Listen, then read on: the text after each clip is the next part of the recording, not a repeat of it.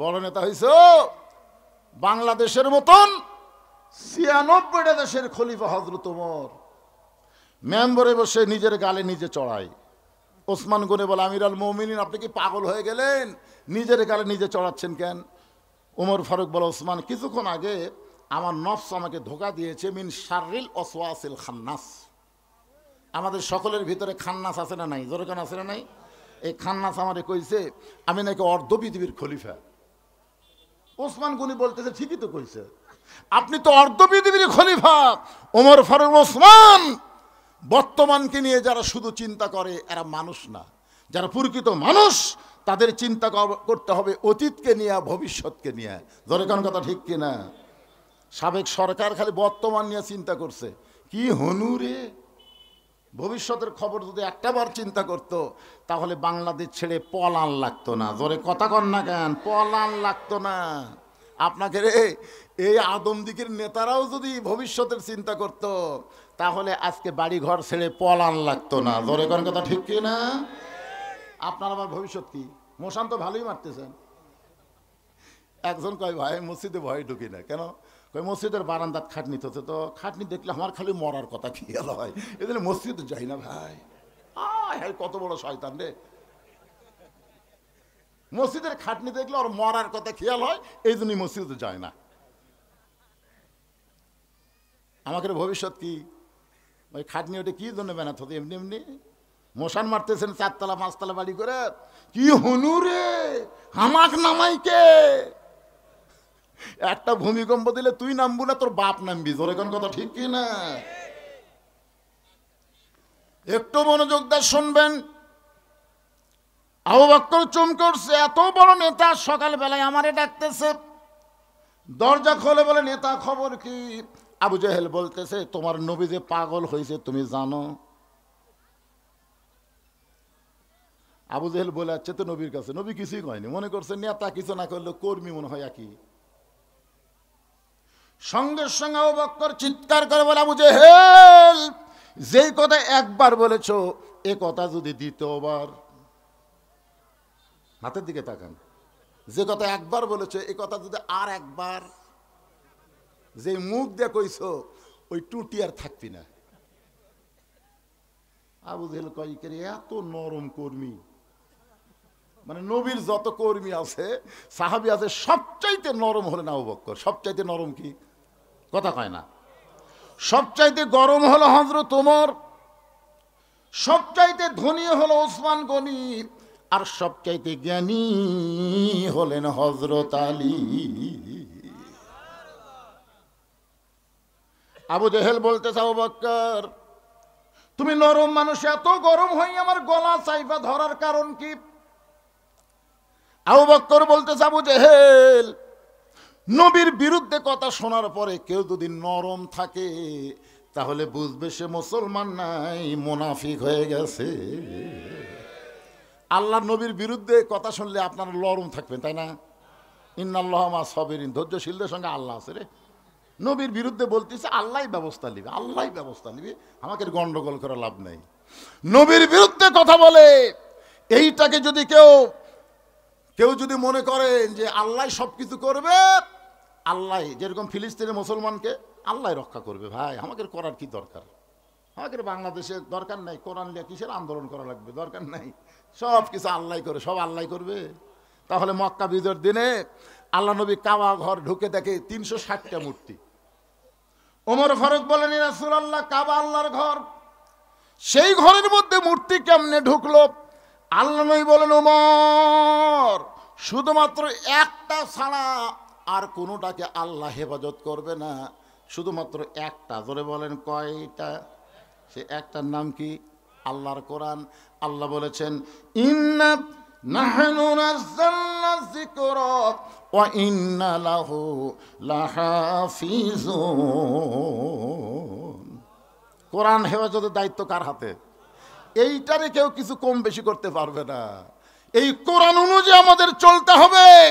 এই জন্য আল্লাহ কোরআনের হেফাজতের দায়িত্ব নিয়েছে, আর আমরা কোরআন অনুযায়ী গোটা পৃথিবীকে চালাবো। জোরে কর কথা ঠিক কিনা? জোরে কর। রাসূল বলে, ওমর, আমরা সব হিজরত করে মদিনায় গেছি, আর এই ফাঁকে এরা দেখছে কাবার আশেপাশে কোনো আল্লাহওয়ালা নাই, মূর্তি ঢুকেই। আমাদের বাংলাদেশে মূর্তি ঢুকছিল না, কথাখান ঢুকছিল না। 6 আগস্টের খবর কি? 12,000 টাকার জন্য একটা মা তার এতিম বাচ্চাকে বিক্রি করে দেয়। সেটা একটা 12,000 টাকার জন্য অভাবে একটা মা তার সন্তানকে বেচে, আর সেই দেশের টাকার 400 কোটি টাকা দিয়ে মূর্তি বানায়। বাংলার মানুষ কিছুই কয় না, মনে করছিল ওরা মূর্তিকেও মানে লিছে। কিন্তু 6 আগস্ট একটা মূর্তিও নাই, যেটা ভাঙ্গে না গলার দড়ি লাগে ভাঙ্গিছে। ধরে কথা কর না কেন ভাই, বুলডেজার দিয়ে ভাঙ্গিছে। ভাঙবুরা কে রে পাগলা, তা জানিস না বাংলাদেশের মুসলমান তুই না, সুযোগ পাইলে এরা যে ইব্রাহিমের যোগ্য সন্তান এটা মাঠে ময়দানে দেখায় দিবে। জোরে কোন কথা ঠিক কে না? মিল্লাতাম আবিকুম ইব্রাহিম হুয়া সাম্মাকুমুল মুসলিমিন। এখন বলেন ঘর কার? কাবা ঘর কার? মূর্তি ঢুকালো কে? আল্লাহ তখন কি করলো? অনেকে বলে হুজুর মসজিদ আল্লাহর, আল্লাহ হেফাজত করবে। মুয়াজ্জিন এশার নামাজ পড়ে গেছে, তালা দেয়নি, সকালে এসে থেকে মাইক নেই। আপনারা বলেন তো সমস্ত মুসল্লি আল্লাহ ধরবি না মুয়াজ্জিন ধরবি? কথা কর না কেন? ঘর কার? তো মুয়াজ্জিন ধরবেন কে? হ্যাঁ, মুয়াজ্জিন কি দেয়নি? ও চাবি দেয়নি, তাহলে মুয়াজ্জিনের দোষ। বাংলাদেশও আল্লাহর ভাই, আমাদের হাতে আল্লাহ এরকম একটা চাবি দিয়ে গেছে, নাম হলো কোরআন। জনগণের কথা ঠিক কিনা? সেই কোরআন শরীফ কাফনের মধ্যে বান্ধা থুয়ে মানুষের আইনটা বাংলাদেশ চলাবেন, আর বলবেন এই মুসলমান হয়ে মর্ম কি? এটা মামা বাড়ি মনে করছে? একটু মনোযোগ দিয়ে শুনবেন। আবু বকর বলে, আবু জেহেল আল্লাহ নবীর বিরুদ্ধে কথা শোনার পরে কেউ যদি চুপ করে থাকে তাহলে বুঝবা সে মুসলমান নামের মুনাফিক। আবু জেহেল বলতেছে, আবু বকর আমি কি কারণে পাগল কইলাম একটাবার কি শুনবা না? আবু বকর বলে, তাহলে বলে তো তোমার খবর কি? আবু জেহেল বলতে, তোমার নবীর সঙ্গে সকালবেলা আমার দেখা হলো। তোমার নবী কইল আজকে রাত্রেবেলা নাকি বাইতুল মুকাদ্দাসে গিয়ে 2 রাকাত নামাজ পড়াইছে, সেখান থেকে 7 আসমান পাড়ি দিয়ে আল্লাহর আরশে গেল। আল্লাহ পাক নাকি 5 ওয়াক্ত নামাজ দিল। সেই নামাজ নিয়ে রাতারাতি ফেরত এসে সকালবেলা এই গাঁদা করে গল্প আমারে শোনাইলো। এখন বলে আবু বকর এইটাকে বিশ্বাস করা যায়? আবু বকর আবু জেহেল এই কথা যদি আল্লাহর নবী বলে থাকে তাহলে এক বিন্দু মিথ্যা বলে নাই। আবু জেহেল কয়, কে রে আমার সকালটাই মাটি রে, আমি কার কাছে কি খবর দিলাম? আপনারা বলেন তো সবার কাছে সব খবর দিয়ে কাম হবে? পৃথিবীর যত খবর আছে সমস্ত খবরের মধ্যে ভুয়া থাকতে পারে। আপনারা বলেন তো এই কোরআনের খবরের মধ্যে কোনো ভুয়া আছে? কারণ এ কোরআনকে বলা হয় খবরে ওয়াহেদ। এ কোরআনকে কি বলা হয়? খবরে ওয়াহেদ, মানে 1 নম্বর খবর, যার মধ্যে কোনো ধোঁকা নাই, যার মধ্যে কোনো গোজামিল নাই, যার মধ্যে কোনো সন্দেহ নাই। এই সন্দেহমুক্ত, গোজামিল মুক্ত, ধোঁকামুক্ত কোরআন যারা নিয়ে আসে তাদের কাছে তোমরা যতই খবর দাও ওরা সব খবর একটু কোরআনের কাছে নিয়ে এসে জাস্টিফাই করবে। জোরে কোন কথা ঠিক কে না? আবু জেহেল চিন্তায় পড়ে গেল, সকালবেলাটাই আমার মাটি। আবু বকর এক দৌড়ে আল্লাহ নবীর কাছে, নবী কাবার হেলান দিয়ে কাঁদতেছে, রুমালটা চোখের পানি মুছে দিয়ে বলে, রাসূলুল্লাহ আজকের খুশির দিন আপনি কেন কাঁদতেছেন? আজকে রাত্রেবেলা নাকি আপনি বাইতুল মুকাদ্দাসে নামাজ পড়াছেন, আজকে রাত্রেবেলা আল্লাহর 7 আসমান পাড়ি দিয়ে আল্লাহর আরশে গেলেন, আল্লাহ পাকের সঙ্গে আপনার নাকি দেখা হলো, আল্লাহ পাক আপনাকে 5 ওয়াক্ত নামাজ দিল, আবার রাতারাতি ফেরত এসেছে। নবী কান্দেন, আবু বকর এই খবর তোমাকে কে দিল বাবা? এই খবর তোমাকে কে দিল? বলে সকালবেলায় আবু জেহেল আমারে দিল। রাসূল বলে, আবু বকর তোমার কি বিশ্বাস হয়? আবু বকর নবীর চোখের পানি মুছে দিয়ে কপালে চুমা দিয়ে বলে, নবী গো সাদ্দাকতা, এক বিন্দু মিথ্যা নয়। সঙ্গে সঙ্গে নবী মুসকে হাসি দিয়ে দাঁড়িয়ে গেলেন। এক টানে আবু বকরকে বুকের মধ্যে নিয়ে কপালে চুমা দিয়ে বলে আবু বকর, আবু জেহেল আমাকে পাগল বলে যাওয়ার পর থেকে আমার চোখ দিয়ে পানি পড়তেছিল। বলেছো আর আমার কোনো কষ্ট নাই। আল্লাহ বলে হাবিব, যে আবু বকর সাদ্দাকটা বলে আপনার কষ্ট দূর করে দিল, সে আবু বকরকে আপনি কি দিবেন? রাসূল বলে আল্লাহ আমার তো দেওয়ার মতন কিছুই নাই, আমি কি দিব আল্লাহ, আমার দেওয়ার কিছুই নাই। আল্লাহ বলে হাবিব রে, আপনার চোখের পানি মুছে দিয়া মুখে হাসি ফুটানোর জন্যে আমি আল্লাহ তাআলা তাকে সিদ্দিক ডিগ্রি দিয়া দিলাম। ইয়া আইয়ুহাল্লাযীনা আমানুত্তাকুল্লাহা ওয়া কুনু মা'আস সাদিকিন। কি বুঝলেন মুমিনেরা, ইমানদাররা শোনো, আল্লাহর ভয় যদি তোমাদের কলিজার মধ্যে রাখতে চাও, ওয়াকুনু মা'আস সাদিকিন, তাহলে সত্যবাদী সিদ্দিকের সাথে হও। এখন আপনারা বলেন তো, আবু জেহেলের সাথে হবেন না আবু বকরের সাথে হবেন? বুঝে শোনা কন কিন্তু।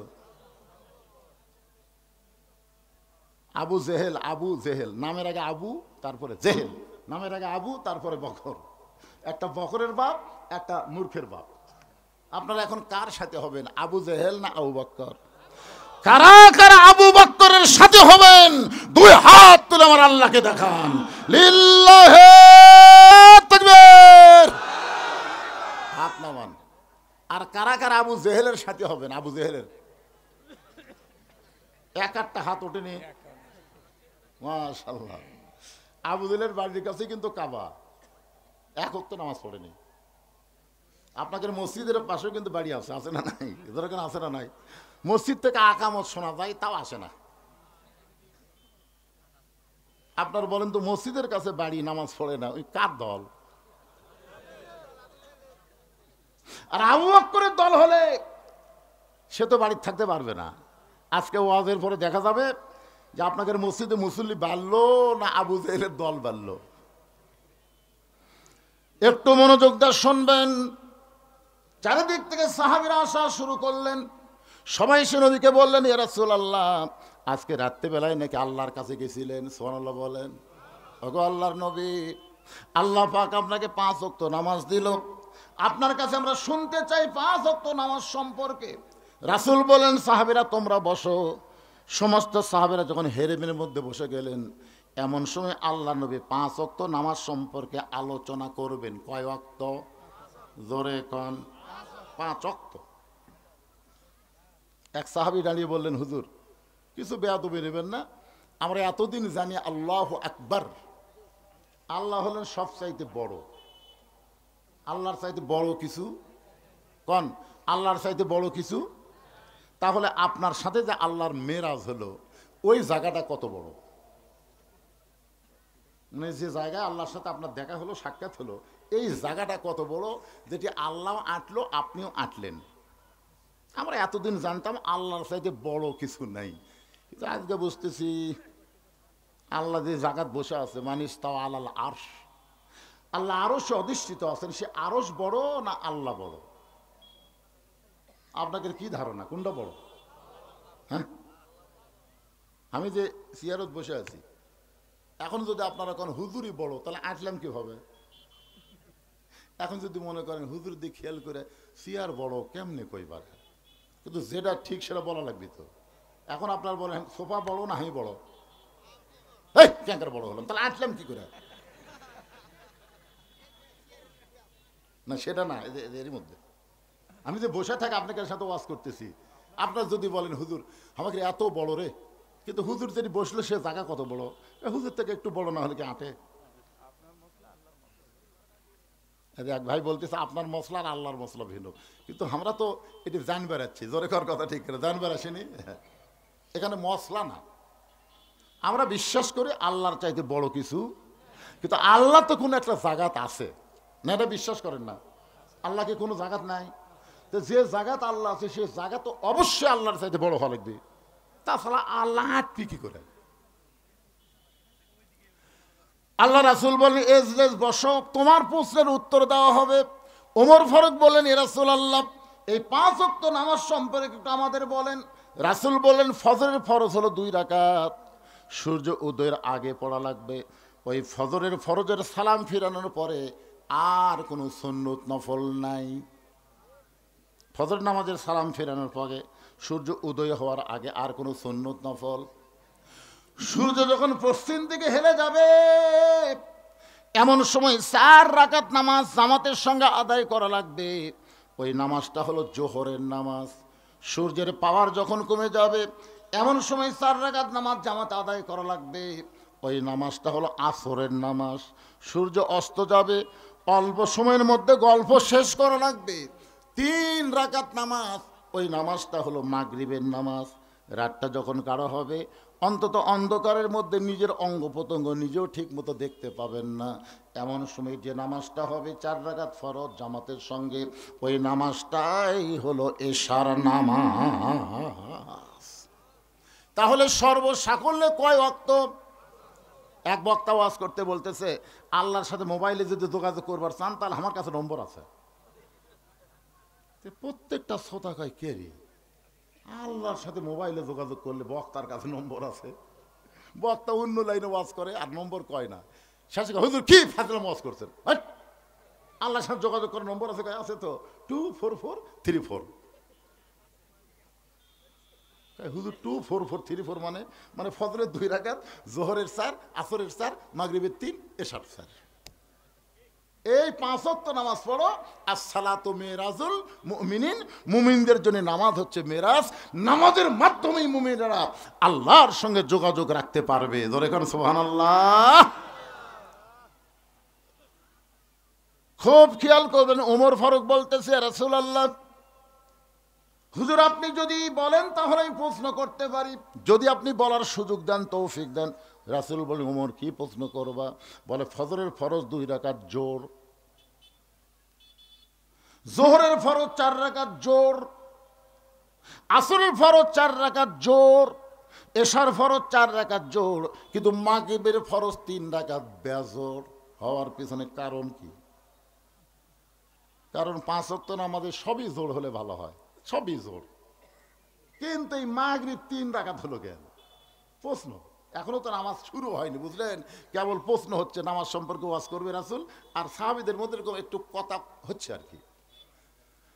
আল্লাহ রাসূল বলেন সাহাবীরা রে শোনো, এই মাগরিবের 3 রাকাত নামাজ যখন আল্লাহ আমাকে লাইলাতুল মিরাজে দিচ্ছেন তখন আমি আল্লাহকে প্রশ্ন করেছিলাম, আল্লাহ কোন সাহাবী কেউ যদি আমাকে প্রশ্ন করে যে ফজর 2 রাকাত হলেও জোর, জোহর 4 রাকাত জোর, আসর 4 রাকাত জোর, এশা 4 রাকাত জোর, কিন্তু মাগরিব কেন বেজোর, তাহলে আমি কি উত্তর দিব?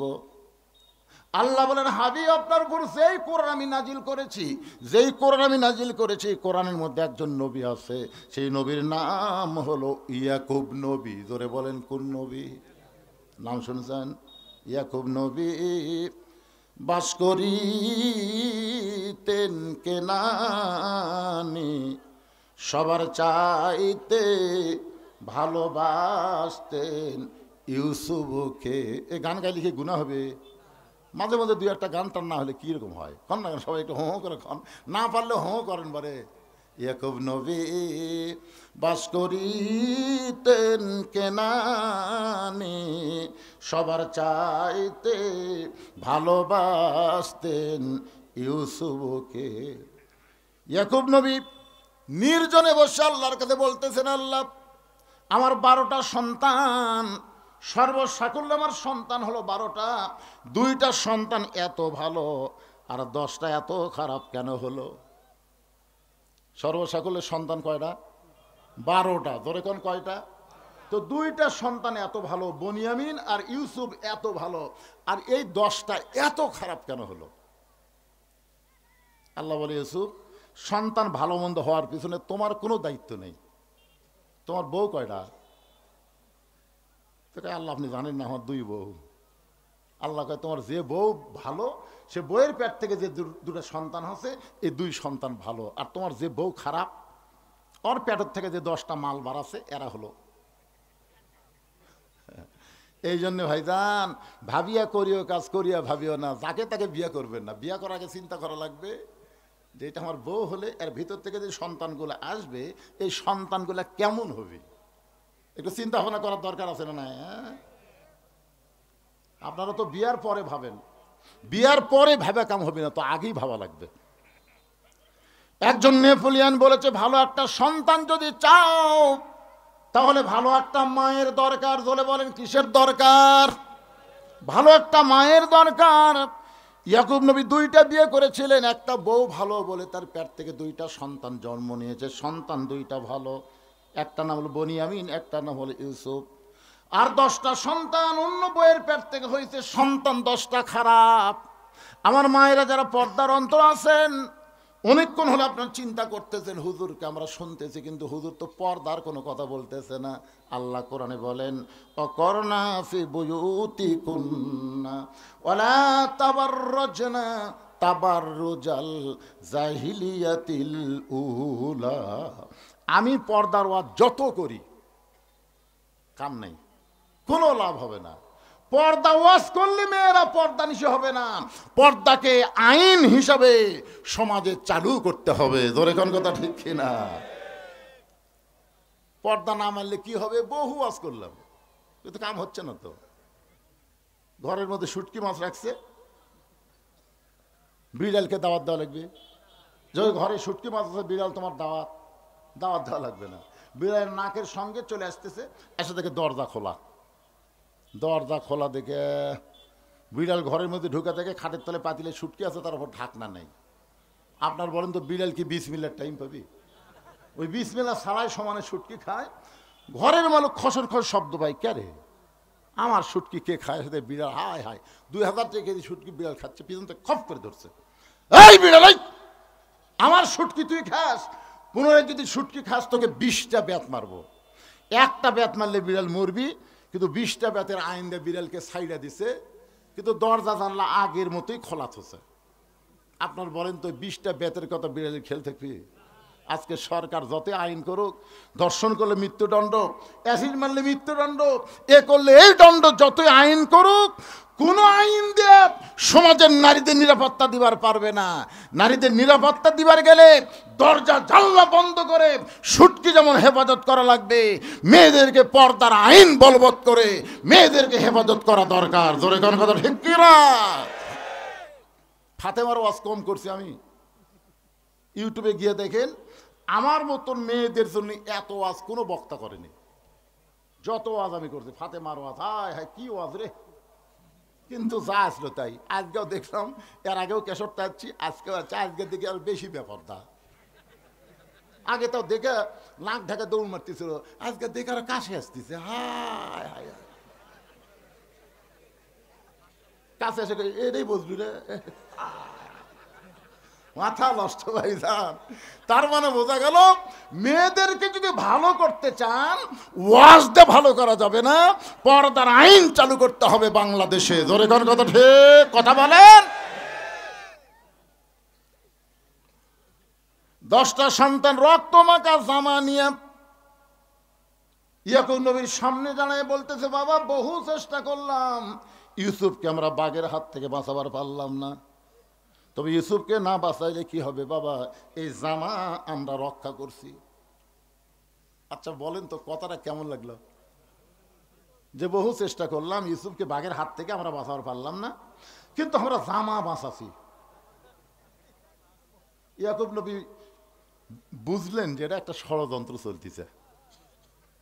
জামা হাতের মধ্যে নিয়ে ঘরের মধ্যে গেলেন, হাতের মধ্যে নিয়ে ঘরের মধ্যে গিয়ে আল্লাহ, আমার 10টা সন্তান ইউসুফকে নিয়ে ষড়যন্ত্র করতেছে, আল্লাহ আমি বাবা হইয়া দোয়া করতেছি, আমার সন্তান যেখানে থাক তুমি হেফাজত করো। সুবহানাল্লাহ কর না কেন? কে দোয়া করছে? বাপ ছেলের জন্যে। এটা কিন্তু দয়াল বাবা না। আপনার তো দয়াল বাবার কাছে দোয়া লিবার যাচ্ছি, ট্রাকে ট্রাকে গরু, বগুড়া থেকে যাচ্ছে ট্রাকে ট্রাকে। ভাই কোথায় যাচ্ছেন? দোয়া করবেন হুজুর, আমরা বাবার দরবারে যাচ্ছি। বাবার দরবারে? কে তোর বাপ মা নাই? কই বুড়া বুড়া আছে। বাপ মা বুড়া বুড়া আছে, ওই বাবার দরবারে গরু নিয়ে যাচ্ছে। আর যাওয়ার সময় ঝাঁকি দিয়ে চলতেছে, আমার দয়াল বাবার দরবারেতে কেউ ফিরে না খালি হাতে।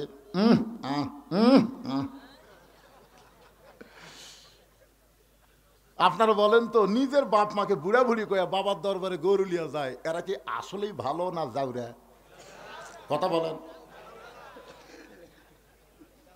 তোমার কড্ডি বাপ লাগে রে? তোমার কত বাবার দরকার? আল্লাহ কোরআনে বলেছেন, ওয়াকাযা রাব্বুকা আল্লা তা'বুদু ইল্লা ইয়াহু ওয়া বিল ওয়ালিদাইনি ইহসানান। রে দুনিয়ার সন্তানেরা শোনো, আল্লাহর ইবাদতের পরেই তোমাদের 2 নম্বর দায়িত্ব হলো তোমাদের বাপ মার প্রতি ইহসান করো, দয়া করো, ভক্তি করো। তোমাদের বাবা যদি মূর্খ হয় আর 1000 আলেম যদি তোমার পক্ষে দোয়া করে, আর তোমার বাবা যদি তোমার বিপক্ষে দোয়া করে, ওই আলেমদের দোয়া কবুল হওয়ার আগে তোমার বাবার দোয়া আল্লাহর দরবারে কবুল হবে। তাই বাপ মার মনে কষ্ট দিও না। বাপ মার মনে কষ্ট দিয়ে নামাজ হবে না, রোজা হবে না, হজ হবে না, যাকাত হবে না, কোন ইবাদত আল্লাহর দরবারে কবুল হবে না। সন্তানের ব্যবহারের কারণে বাপ মা যদি শব্দ উচ্চারণ করে, সঙ্গে সঙ্গে তার সব ইবাদত মাটি হয়ে যাবে। সাহাবেরা বলে, ইয়া রাসূলুল্লাহ, বহু চেষ্টা করলাম, আলকামার জবানে কলেমা উচ্চারণ হয় না, বহু চেষ্টা করলাম গো নবী, এরপরও আলকামা সব পয়েল কিন্তু কলমা উচ্চারণ করে না। রাসূল বলেন, কোন ব্যক্তি সারা জীবন যদি পাপ করে আর মৃত্যুর সময় যদি কলেমা উচ্চারণ করতে করতে মারা যায়, শুধু কলেমা জারি থাকার কারণে আল্লাহ তার জীবনের সব গুনাহ মাফ করে দেয়। কোরআন হাদিসের ভিতরে না ঢুকে কেউ যদি বলে ইসলামের সাথে রাজনীতির কোনো সম্পর্ক নেই, এরকম কিছু কিছু মূর্খ গণ্ড আছে না নাই? যারা ইসলামকে বোঝেই না, জানেই না, ওরা আবার ভাষণ দেয় ইসলামের সাথে রাজনীতির কোনো সম্পর্ক নেই। আরে বেটা, তুমি একটা সামান্য মানুষ, তোমার নামের সাথে ইসলাম আছে, আছে না নাই? যে বেটাই কথা কইছে তার নামের মধ্যে ইসলাম আছে। ছোট্ট একটা নামের মধ্যে যদি ইসলাম থাকে, এত বিশাল একটা রাজনীতি, আর সেই রাজনীতির সাথে ইসলামের সম্পর্ক নেই, এই কথা একমাত্র মুনাফিক এবং গণ্ডমূর্খরাই বলতে পারে। জোরে কোনো কথা ঠিক কি না? এই জন্য ভিতরে ঢোকা লাগবে। আল্লাহ বলেছেন, উদখুলু ফিস-সিলমি কাফা। পুরাপুরি না ঢুকলে তো বলা যাবে না, আল্লাহই বলতেছেন ঢুকতে হবে পুরাপুরি। কাফা শব্দের অর্থ হলো পুরাপুরি, আধা আধি ঢুকলে হবে না। নবী যখন জান্নাতের মধ্যে প্রবেশ করলেন, তখন আল্লাহ নবীর সঙ্গে একজন ফেরেশতা ছিল। সে ফেরেশতার নাম হলো জিবরাইল। জোরে বলেন, নাম কি? আর আমরা যারা এখানে বসে আছি, আমাদের সঙ্গে সব সময় 2টা ফেরেশতা থাকে, সব সময়। আপনি ঘুমালেও থাকে, চেতন থাকলেও থাকে, দরজা জানলা বন্ধ করে অকাম করার সময়ও থাকে। ছেলেরা কম্বলের মধ্যে যদি ইউটিউব চালু করে খারাপ অশ্লীল ভিডিও দেখে, তখনও কিন্তু থাকে, থাকে না? সেই 2টা ফেরেশতার নাম কি আপনারা জানেন? কিরামান কাতিবিনা ইয়ালামুনা মা তাফআলুন।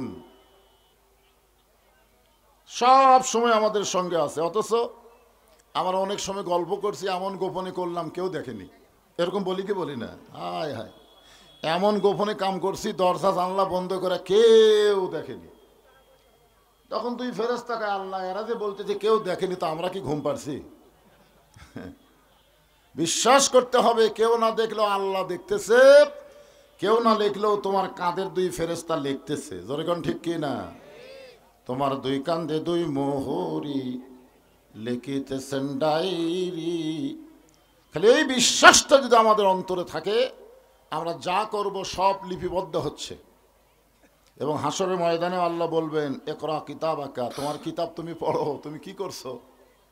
তুমি দরজা জানলা বন্ধ করে একলাই 10টা সিল মারছো, আর সকালে গল্প মারছো, কেউ দেখেনি। আজকে দেখো তুমি কয় বাপের জন্মা। এক বাপের জন্মা একটাই সিল মারবে, তুমি 10টা মারলা, তোমার তো বাপের হিসাব নাই। জোরে কোন ঠিক কি না? আসল কথা হলো, আমাদের নবীর সঙ্গে 2 ফেরেশতা ছিল না। এই কথাটাই বলতে চাচ্ছি। আমাদের কাঁধে যে 2টা ফেরেশতা আছে, নবীর কাঁধে 2 ফেরেশতা ছিল না। না থাকার পিছনে 2টা কারণ। 1 নম্বর কারণ হলো, ফেরেশতা জিবরাইল যখন লাইলাতুল মেরাজে নবীর কাছে আসলেন আল্লাহর আরশে নিয়ে যাওয়ার জন্যে, এমন সময় দেখে নবী ঘুম পাড়তেছেন। তো জিবরাইল বলেন, আল্লাহ যে নবীকে আল্লাহ আপনার আরশে নিয়ে যাব সেই নবী তো ঘুমায় আছে। আল্লাহ বললেন, জিবরাইল আমার রাসূলকে ডাক দাও। ফেরেশতা জিবরাইল বললেন, কিভাবে ডাক দেব? আল্লাহ বললেন, তোমার জিহ্বাটা বের করে নবীর পায়ের তালুতে সুরবুরি দাও। ফেরেশতা জিবরাইল তার জিহ্বা বের করে দিয়ে নবীরে ঘুম থেকে চেতন করে। এখন বলেন, ফেরেশতার সরদার যদি জিহ্বা দিয়া নবীর পায়ের তালুতে সুরবুরি দেয়, তাকে চেতন করার জন্য সেই নবীর কান্দে চড়ার যোগ্যতা কোনো ফেরেশতার নাই। আপনার কান তো বোঝেন না? বোঝেন তো? আপনারা বলেন তো, তোকে আমি কান্দে তুলে দিলাম, তার মানে কি তোকে ওপরে তুলে দিলাম। তা আমার নবীর কান্দে চড়ার যোগ্যতা কোনো ফেরেশতার আছে? আর নবীর কোনো কিছু লেখার দরকার নাই, কারণ নবীর আগে পাশের সব কিছু কি করে দিছে আল্লাহ, সব কিছু মাপ বলা যাবে না, সব কিছুই আমার নবীর জন্য আল্লাহ হলেন কি, সে নামে সুর ধরিয়া পাখি যায় গান করিয়া, সে নামে মজনু হলো মওলায় আমার কাদের গনি। সবাই বলেন নবী মোর পরশমণি, নবী মোর সোনার খনি, নবী নাম ভাবে যে জন সেই তো দোজাহানের ধনী। আল্লাহু আকবার। জিবরাইল বললেন, এ রাসূলুল্লাহ, এই মাইকালা ভাই কোথায় গেল? এটা একটু মুখের নিচে পড়ে গেছে, বুঝলেন, ছোট হয়ে কথা বলা লাগতেছে, একটু তুলে দিলি। হ্যাঁ, মানে এই এদের টানেও নিচে দিতে পারে, ওই অবশ্য তুলে দিল, কিন্তু থাকলো না তো। মাইকালা ভাই আসলে একটু একটু পেঁয়াজ দিয়ে একটু তুলে দেওয়া লাগবে। তুমি পারবা না তো, অজগুলো একদিন হবে না, শেষে আরও নিচে যাবে। এই নিয়ম আছে, নিয়ম আছে, অজগুলো একজন হাত দিলে কাম হবে।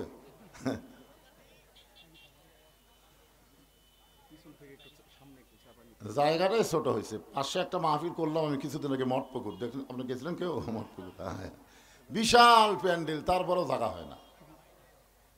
জায়গাটাই ছোট হয়েছে, কি করবেন? দেখেন কোন সাইডে, আমাকে আবার দেখাও লাগবে তো, এই সাইডে গেলে তখন দেখতে পারবে না। দেখা যাক কি করে, এরা কি করে দেখা যাবে না।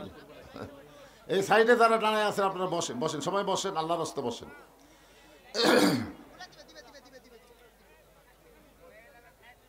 কে আছে? অভারটার ঠিক আছে, সামান্য একটু একটু মানে নাকের বরাবর আছে। হ্যাঁ, ঠিক আছে, ঠিক আছে।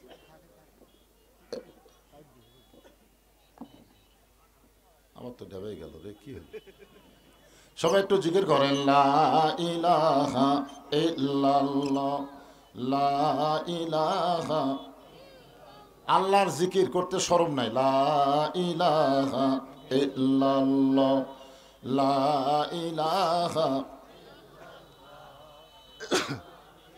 কারো সামনে কি একটু সামান্য ফাঁকা আছে? ফাঁকা তো দেখা যায় না, শীতের দিন চাপলে অসুবিধা নেই। হ্যাঁ, এক ভাই শরীরের উষুম হয়ে যাননি, একটু জমে বসেন আর জিকির করেন, লা ইলাহা ইল্লাল্লাহ, লা ইলাহা। চাঁদ সূরজ আর গ্রহ তারা, আল্লাহ নামের পাগল পারা। চাঁদ সূরজ আর গ্রহ তারা, আল্লাহ নামের পাগল পারা। আমার আল্লাহ নামের এতই দয়া, আল্লাহ নামের এতই মায়া, লুকিয়ে রাখছেন হে আল্লাহ জোরে, লা ইলাহা ইল্লাল্লাহ, লা ইলাহা ইল্লাল্লাহু মুহাম্মাদুর রাসূলুল্লাহ সাল্লাল্লাহু আলাইহি ওয়াসাল্লাম। না, হইচই করা যাবে না, তো ইশারা দিয়ে কাম করা লাগবে। আপনারা যদি মাহফিলের পক্ষের মানুষ হন তাহলে হইচই করা যাবে না, এটা হাট বাজার না, এটা হাট বাজার।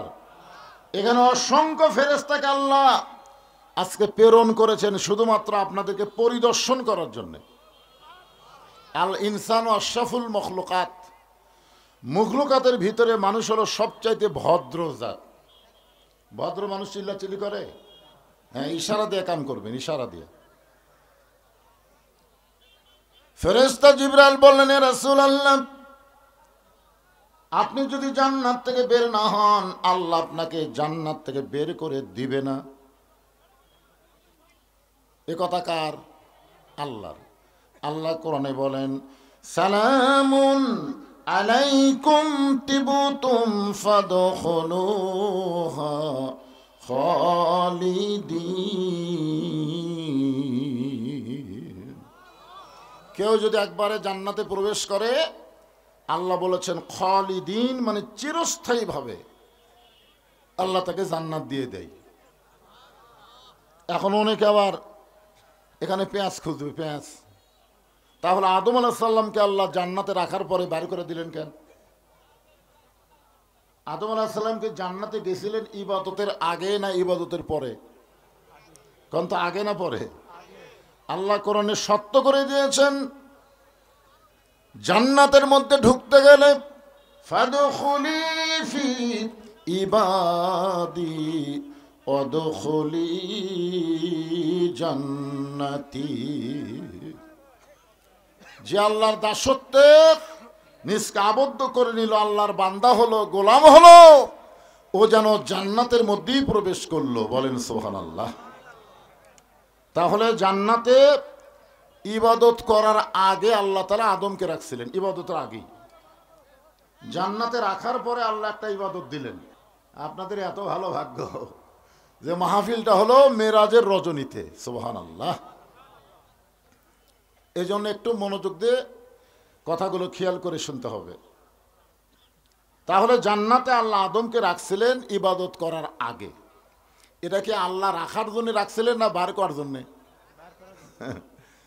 আল্লাহ কিন্তু কঠিন খেলোয়াড়। এই ওবায়দুল কাদের মতো মাজা ভাঙ্গা না যে খালি কয় খেলা হবে খেলা হবে, অথচ প্লেয়ার নাই। মানুষ তৈরি করার আগে আল্লাহ বলেছিলেন, وَإِذْ قَالَ رَبُّكَ لِلْمَلَائِكَةِ إِنِّي جَاعِلٌ فِي الْأَرْضِ خَلِيفَةً। ফেরেশতাদের বলেছিলেন, আমি দুনিয়াতে খলিফা পাঠাবো। জোরে কান, কি পাঠাবো? খলিফা, প্রতিনিধি পাঠাবো। এ কথা আগেই বলেছিলেন। এরপরে আল্লাহ তাআলা তৈরি করে জান্নাতে রাখলেন। জান্নাতের ভিতরে আল্লাহ একটা ইবাদত দিয়েছিলেন। ইবাদত, সেই ইবাদতটা কি জানেন? ওয়ালা তাকরাবাহা হাযিস শাজারাতা ফাতাকুনা মিনাজ জালিমিন। তোমাদের ইবাদত হলো এই গাছের কাছে যাইও না। ওই গাছের কাছে গেলে তোমরা জালেম হবে। মারাত্মক কথা, জালেম। কোন ইবাদত নাই, একটাই মাত্র ইবাদত। হাজার হাজার গাছ আছে, লক্ষ লক্ষ গাছ আছে, প্রত্যেক গাছের ফল খাও, খালি একটা গাছের কাছে যাইও না। এগুলো ইবাদত আমাকে দিলে করা সহজ। জোরে কোন ঠিক কিনা? এত হাজার হাজার গাছ আছে, খালি ফল ধরে আছে, সেইটা বাদ দেয়, ওটাত কেন যাব? কিন্তু এরপরেও মনের মধ্যে কিউরিসিটি, ওর মধ্যে কি আছে? কারণ নিষেধ করলেই তার প্রতি আকর্ষণ বাড়ে মানুষের। জোরে কোন কথা ঠিক কেন? নিষেধ করলেই দেখবেন এর প্রতি একটা আলাদা আকর্ষণ হয়। যাই হোক, গাছের ফল খাইছে, জান্নাত থেকে বের করে দিচ্ছে। বের করে দেওয়ার পিছনে আল্লাহ বললেন, আমি জান্নাতের মধ্যে পেশাব পায়খানা তৈরি করিনি। ওই ফল খাওয়ার সাথে সাথে তোমাদের পেশাব হবে, পায়খানা হবে। এখন পেশাব পায়খানা কোথায় করবা? জান্নাতের মধ্যে তো পেশাব পায়খানা নাই। তো তোমাদেরকে পেশাব পায়খানা করার জন্যে আমি দুনিয়াতে পাঠাচ্ছি। এখান থেকে আপনারা খেয়াল করবেন, দুনিয়া থাকার জায়গা না, এটা হলো পেশাব পায়খানা করার জায়গা। কথা না? এখন পেশাব পায়খানা করতে এসে যদি কেউ কয় যাবো না রে, আপনি পায়খানার মধ্যে ঢুকে বাড়াবার চান না থাকবার চান? কথা কন না কেন? থাকবার চান? আজকে সারাদিন আমি এখানে থাকবো? কেউ থাকবে না ভাই, কাজ হয়ে গেলি আউট। তো দুনিয়াটা হলো পেশাব পায়খানা করার জায়গা, এখানে থাকার জায়গা না। কিন্তু কতকগুলো বোকা এখানে এসে থাকতে চায়, যাওয়ার কথা ভুলে যায়। ফেরেশতা জিবরাইল বলেন, রাসূলুল্লাহ, আপনি যদি জান্নাত থেকে আজকে বের না হন, আল্লাহ আপনাকে জান্নাত থেকে বের করে দেবে না। এই বছরটা হলো আপনার কষ্টের বছর। জোরে কোন, কি বছর? যে বছর রাসূল মেরাজ করেছিলেন, ওই বছরটা নবীর জীবনের সবচাইতে কষ্টের বছর। এক নম্বর কষ্ট হলো চাচা আবু তালেব মারা গেছেন। আজকের বিজ্ঞাপনে একজন সহসভাপতির নাম হলো আবু তালেব। কি নাম? আচ্ছা, আবু তালেব কি মুসলমান না কাফের? কথা কয় না। মুসলমান না, নবীর চাচার কথা বলতেছি। নবীর চাচা কি মুসলমান না কাফের? তাহলে আবু তালেব মানুষ নাম রাখে, অথচ আবু লাহাব কেন রাখে না? আপনার গোটা বাংলাদেশ খুঁজে দেখবেন আবু লাহাব নামে একটা লোক নেই, কিন্তু আবু তালেব আছে। শিশুকালে মইরা গেছে মা, গর্ভে থাকতে মরছে পিতা, নবী চোখে দেখলেন না। কে করিবে লালন পালন, কে দিবে সান্ত্বনা, এই দুনিয়ার বড় এতিম নবী ছিলেন একজনা। আল্লাহর নবী বলেন, মায়ের পেটে থাকতে আমি এতিম ছিলাম, কিন্তু দুনিয়াতে আসার পরে আমি আর এতিম ছিলাম না। ভাগ্যগুণে এমন একটা চাচা পাইছিলাম, যেই চাচা আবু তালেব আমাকে এমন ভাবে লালন পালন করলো, দুনিয়াতে আমার বাবা নাই এটা কোনো সময়ের জন্য আমি বুঝতে পারিনি। সুবহানাল্লাহ। চাচা আবু তালেব দুনিয়া থেকে বিদায় নিলেন। এটা কেমন চাচা? বাবার দরদ দিয়ে যিনি নবীকে লালন পালন করেছেন। সুবহানাল্লাহ বলে। এই চাচা দুনিয়া থেকে বিদায় নেওয়ার কিছুদিন পরে আল্লাহ নবীর দরদের বিবি খাদিজা দুনিয়া থেকে বিদায় নিলেন। বউ মরলে খুশি তো? কি কন? বউ মরলে খুশি না বেদা? হায় হায়। মা খাদিজা যতদিন নবীর বিবি ছিলেন, আল্লাহর নবী ততদিন দ্বিতীয় কোনো বিয়ে করেন নাই। মাঝে মাঝে খাদিজা বলতেন, রাসূলুল্লাহ 25 বছরের তরতাজা একটা যুবক 40 বছরের বয়স্ক একটা মেয়েকে বিয়ে করেছেন। হুজুর, এই বয়স্ক মহিলার সঙ্গে সংসার করতে করতে করতে আপনি বুড়ো হয়ে যাচ্ছেন। ওগো আল্লাহর নবী, আপনি দ্বিতীয় আর একটা বিয়ে করেন। আল্লাহ রাসূল খাদিজার কপালে চুমা দিয়ে বলে, খাদিজা, তুমি যদি আমার বিবি হইতা তাহলে হয়তো তুমি শুধু আমার বিবি না, তুমি হইলা আমার দরদ। সুবহানাল্লাহ বলেন। এই দরদের বিবি খাদিজা দুনিয়া থেকে বিদায় নেওয়ার কিছুদিন পরে আল্লাহর নবী সান্ত্বনা খোঁজার জন্য কলেমার দাওয়াত নিয়ে তায়েফে গেলেন। তায়েফে, তায়েফের মানুষেরা নবীর সঙ্গে এত খারাপ ব্যবহার করলো, শুধুমাত্র চেহারা ছাড়া দেহের এমন কোন জায়গা নাই যে জায়গায় তারা পাথরের আঘাত করে নাই। গোটা দেহ যখন রক্তাক্ত হয়ে গেল, ওই রক্তমাখা দেহ নিয়ে নবী যখন মক্কায় ফিরে আসতেছেন, আসার পথ একটা বাবলা গাছের নিচে বসে নবী বলতেছেন, জায়েদ রে, আমার চাচা আবু তালেব দুনিয়াতে নাই, আমার দরদের বিবি খাদিজাও দুনিয়াতে নাই। ওই মক্কায় গেলে আমাকে কে আদর করবে, সোহাগ করবে? আল্লাহ বলে, জিবরাইল, আমার নবী মক্কায় গেলে সোহাগ আদর করার কেউ যখন নাই, অতি সত্বর আমি আল্লাহ তাআলা আমার নবীকে আরশে নিয়ে আমি নিজেই তাকে আদর করতে চাই। জোরে বলেন সুবহানাল্লাহ। এখন আপনারা বলেন, কষ্টের পরে শান্তি আছে না নাই? 3টা কষ্ট, লাগাতার কষ্ট, এরপরে দেখেন শান্তি। বাংলার মুসলমানেরা বহু কষ্ট করেছেন, আগামীতে আমরা শান্তির একটা বাংলাদেশ দেখতে চাই। জোরে কোন কথা ঠিক কি না? কি কি দেখবেন? শান্তির বাংলাদেশ দেখতে গেলে দোয়া দিয়া দরুদ দিয়া শান্তি হবে না। মানুষের তৈরি আইনকে বাদ দিয়ে আল্লাহর কোরআনকে গ্রহণ করা লাগবে। জোরে কোন ঠিক কি না? নবী জীবনে 3বার রাগ করছেন। কয়বার? আসলে নবী তো রাগের নবী না। আমাদের নবী কি রাগের নবী? আমাদের নবী সম্পর্কে আল্লাহ বলেন, ওয়ামা আরসালনাকা ইল্লা রাহমাতাল লিল আলামিন, আপনাকে প্রেরণ করা হয়েছে গোটা বিশ্ববাসীর জন্য রহমত স্বরূপ। বলেন সুবহানাল্লাহ। সেই নবী 3 বার রাগ করছে। কয়বার? প্রথম রাগ করছে যখন আল্লাহর নবী বোরাকের পিঠে চড়তেছেন না। জিবরাইল বললেন, হুজুর এত সুন্দর বোরাক, এটাকে আপনার পছন্দ হয়নি? তো আল্লাহ রাসূল বলে, জিবরাইল তুমি না কইলা এই বোরাকের পিঠে চললে বোরাক আমাকে আল্লাহর আরশে নিয়ে যাবে। তো জিবরাইল বলে, হুজুর আপনি কি বিশ্বাস করেননি? বিশ্বাস করছি বলেই তো কাঁদতেছি। জিবরাইল কয়, বিশ্বাস করে কান্দার কারণ? ওগো আল্লাহর নবী, বিশ্বাস করার পর আপনি কেন কান্দেন? নবী বলেন, জিবরাইল তুমি যদি নবী হইতা তাহলে তুমিও চিন্তা করতা, কারণ তুমি ফেরেশতা, তুমি নবী না। নবী হলে চিন্তা আছে। বলে কি চিন্তা? বলে আমার গুনাহগার উম্মতের জন্য আল্লাহ তাআলা 30,000 বছরের একটা পুল সিরাত, যে পুল সিরাতের নিচে 7টা জাহান্নামের আগুন দাউ দাউ করে জ্বলতেছে। সে পুল সিরাত কিরকম জানেন? পদ্মা ব্রিজের মতন, চুলের চাইতেও চিকন হবে, খুরের চাইতেও ধার। কেমনে হবে পার আমার উম্মত গুনাহগার?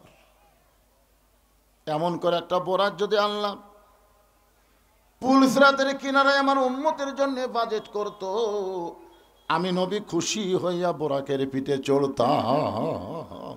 সুবহানাল্লাহ। কি নবী, কি নেতা রে! এই জন্য তো আমরা দরুদে বললাম, আল্লাহুম্মা সাল্লি আলা সাইয়্যিদিনা। খালি নবী না, আমাদের নবী হলেন আমাদের নেতা। আজকে বাংলাদেশে বহু মুসলমান নবীকে শুধু নবীর মধ্যে রাখতে চায়, নেতার মধ্যে নিয়ে আসতে চায় না। সাধারণ এক মানুষকে নেতা বানায়া তার পিছনে চামচা হয়ে ঘুর ঘুর করে ঘোরে। জোরে করে কথা ঠিক কিনা? আর মাঝে মধ্যে স্লোগান দেয়, আমার নেতার চরিত্র ফুলের মতন পবিত্র, নামাজ পড়েন এক ওয়াক্ত।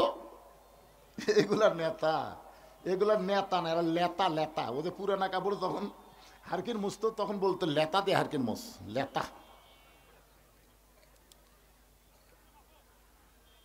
এই জন্য আমাদের নবী শুধু নবী না, নবীর পুরো দরুদ পড়ে, নবীর প্রতি সালাম করে মাহফিলের ভিতরে, কিন্তু নবীর সমাজ গড়ার কাজে অনেকের দ্বন্দ্ব মনে বাজে।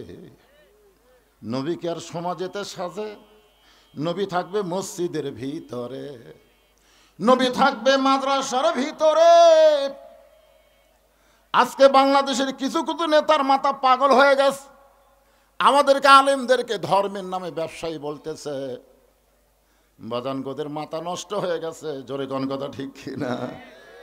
আমার নবীকে ওরা পাগল কইছে, আমার নবীরে জাদুকর কইছে, আমার নবীরে গণক কইছে, আমার নবীরে কবি কইছে।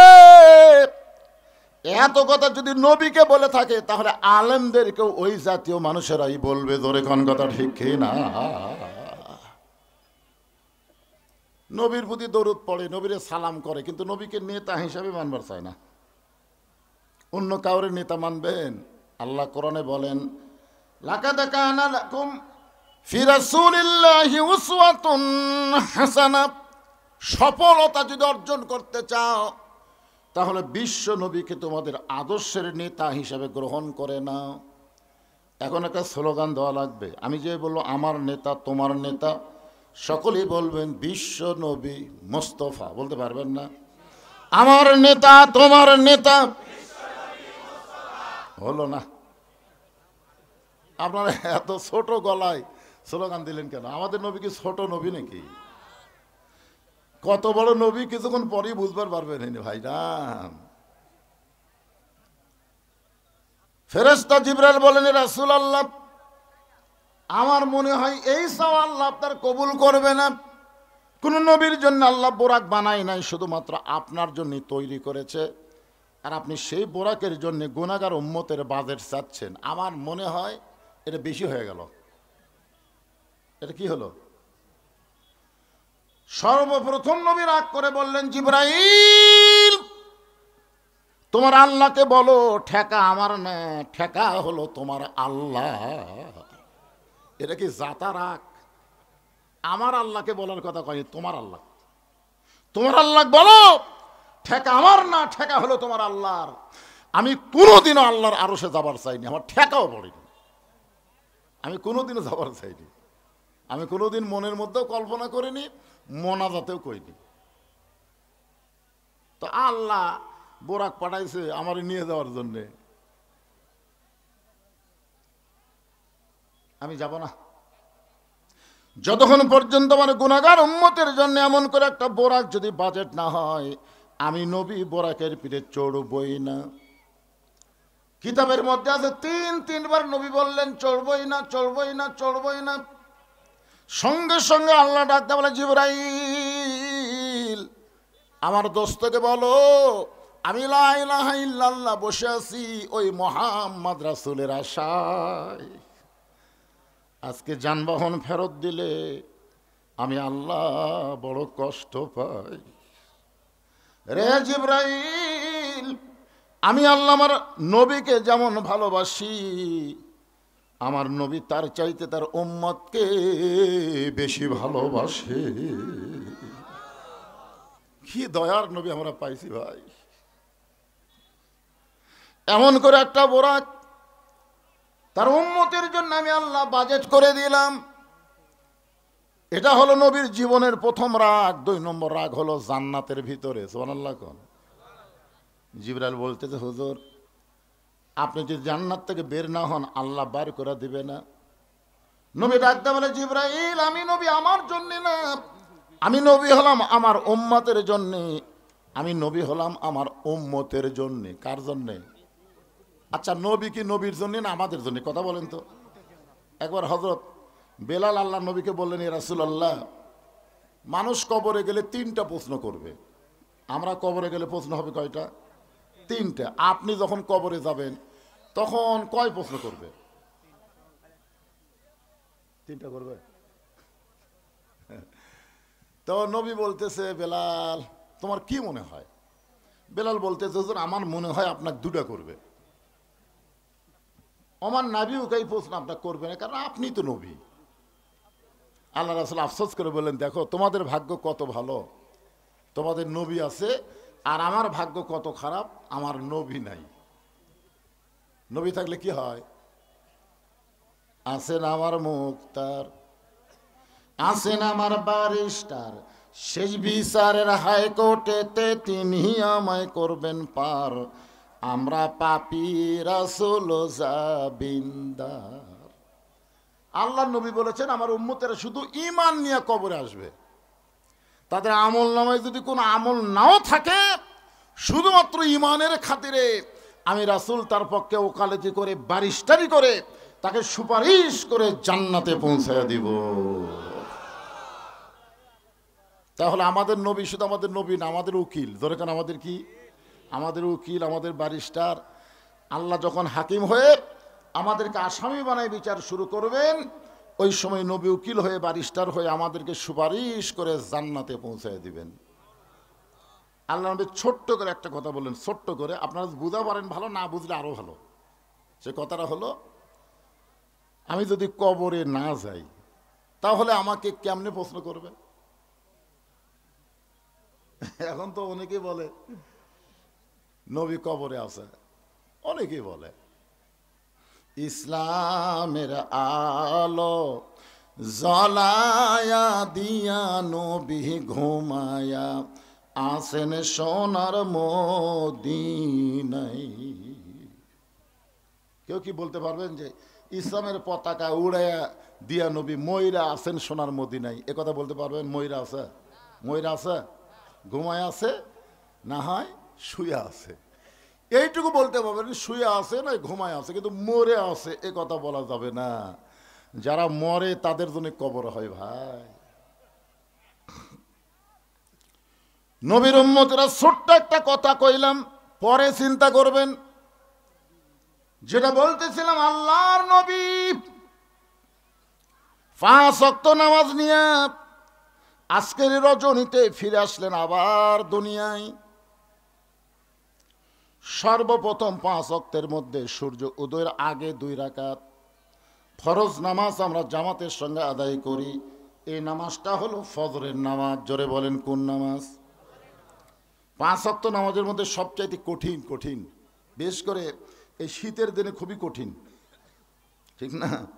আসসালাতু খায়রুম মিনান নাম শোনার সাথে সাথে উপরের কম্বল মনে হয় আরো চাপে ধরে। ওই সময় একটা যুদ্ধ শুরু হয়।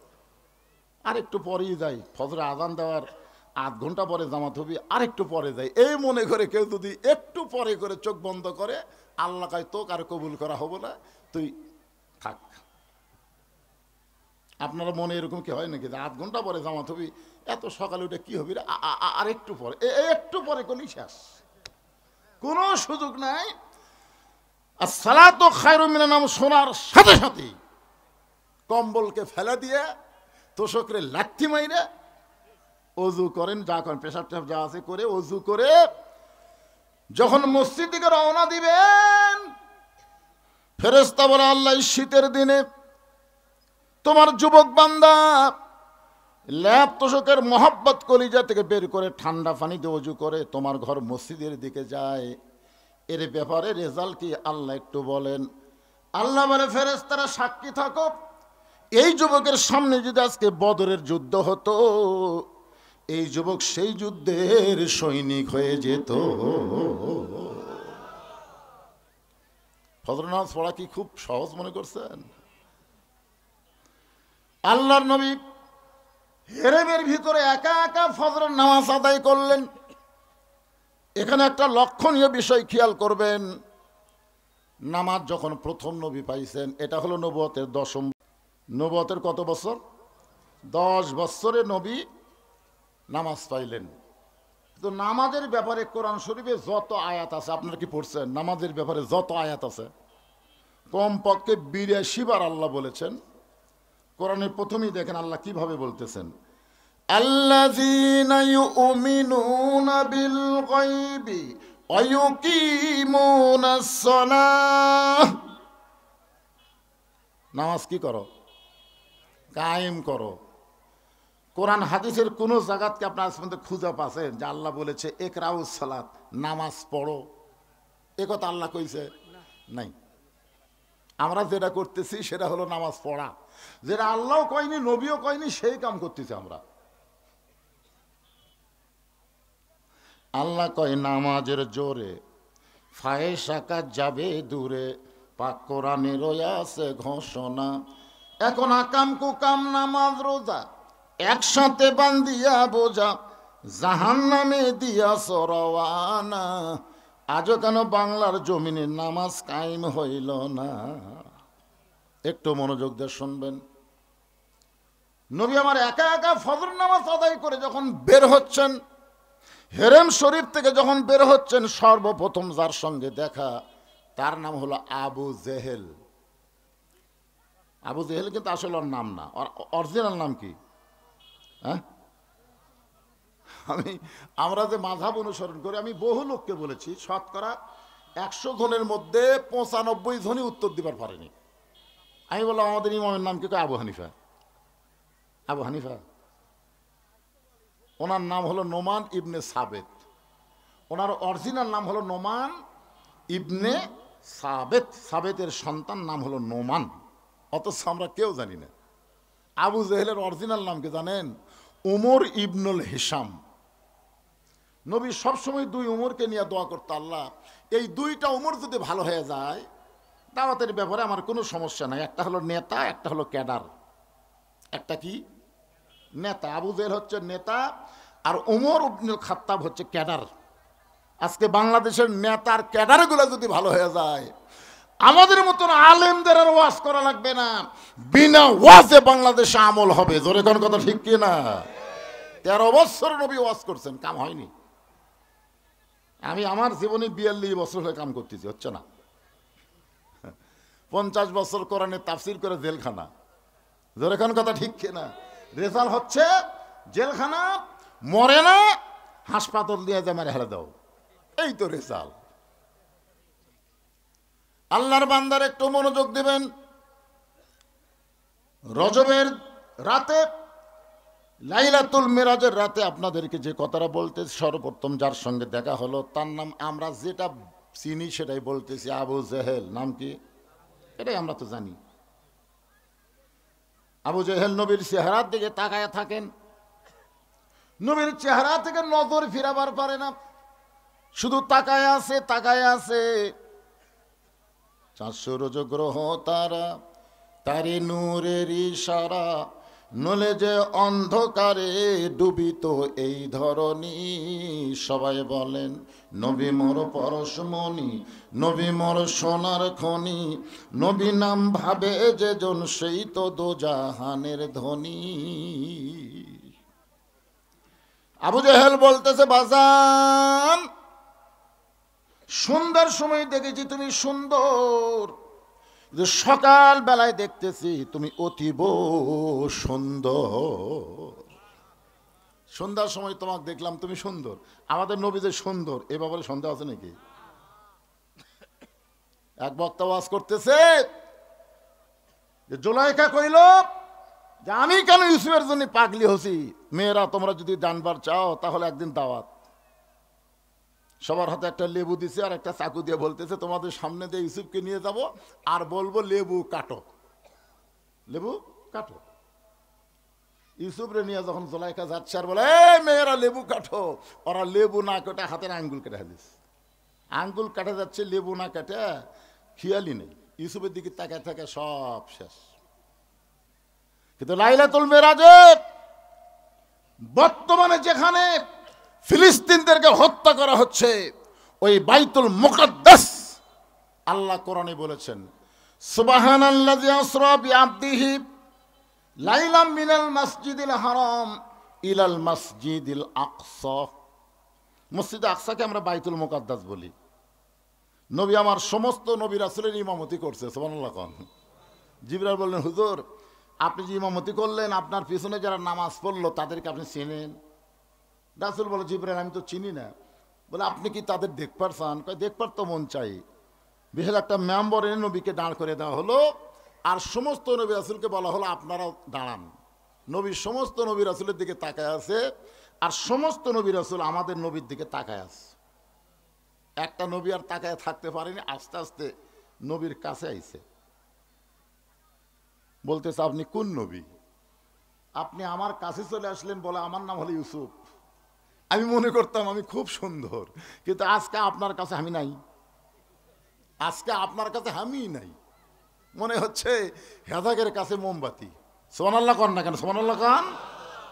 মা আয়েশা বলেছেন আমি যদি বলতাম মেয়েরা তোমাদের সামনে দিয়ে আমার নবীকে নিয়ে যাওয়া হবে, তোমরা নবী দেখতা আর লেবু কাটবে, আর লেবু কাটবে না, বুকের কলজা কাটবে, তার নবীর দিক থেকে নিজের দৃষ্টিকে অবনত করবে না। এই জন্য সকলে একটু মনোযোগ দিয়ে শুনবেন। 400 রজগ্রহ তারা, তারি নূরের ইশারা, নূরে যে অন্ধকারে ডুবিত এই ধরনী। সবাই যুবকেরা গুনগুন করে বলো নবী মোর পরশমণি, নবী মোর সোনার খনি, নবী নাম ভাবে যে জন সেই তো দোজা হানের ধনী। সন্ধ্যার সময় দেখলাম তুমি সুন্দর, কিন্তু সকালবেলা দেখতেছি অতীব সুন্দর। তোমার চেহারা দিয়া মনে হয় আলো প্রকাশ পাচ্ছে, এত সুন্দর তুমি কেমনে হলে? রাসূল বলে চাচা আজকে সকালবেলায় এত সুন্দর দেখার পিছনে একটা কারণ। আজকে রাতের বেলা কাবার পাশে আমি ঘুমিয়েছিলাম, ফেরেশতা জিবরাইল আমার ঘুম থেকে চেতন করে জমজমের কুবের পানি দিয়ে ওযু করানোর পরে বোরাকের পিঠে করে বাইতুল মুকাদ্দাসে নিয়ে গেল।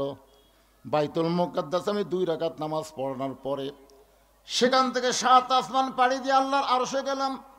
আল্লাহর সঙ্গে আমার দেখা হলো। আল্লাহ তাআলা আমাকে 5 ওয়াক্ত নামাজ দিল। আমি জান্নাতে গেলাম, জাহান্নামে গেলাম। বাইতুল মামুরের মধ্যেও 2 রাকাত নামাজ পড়ালাম।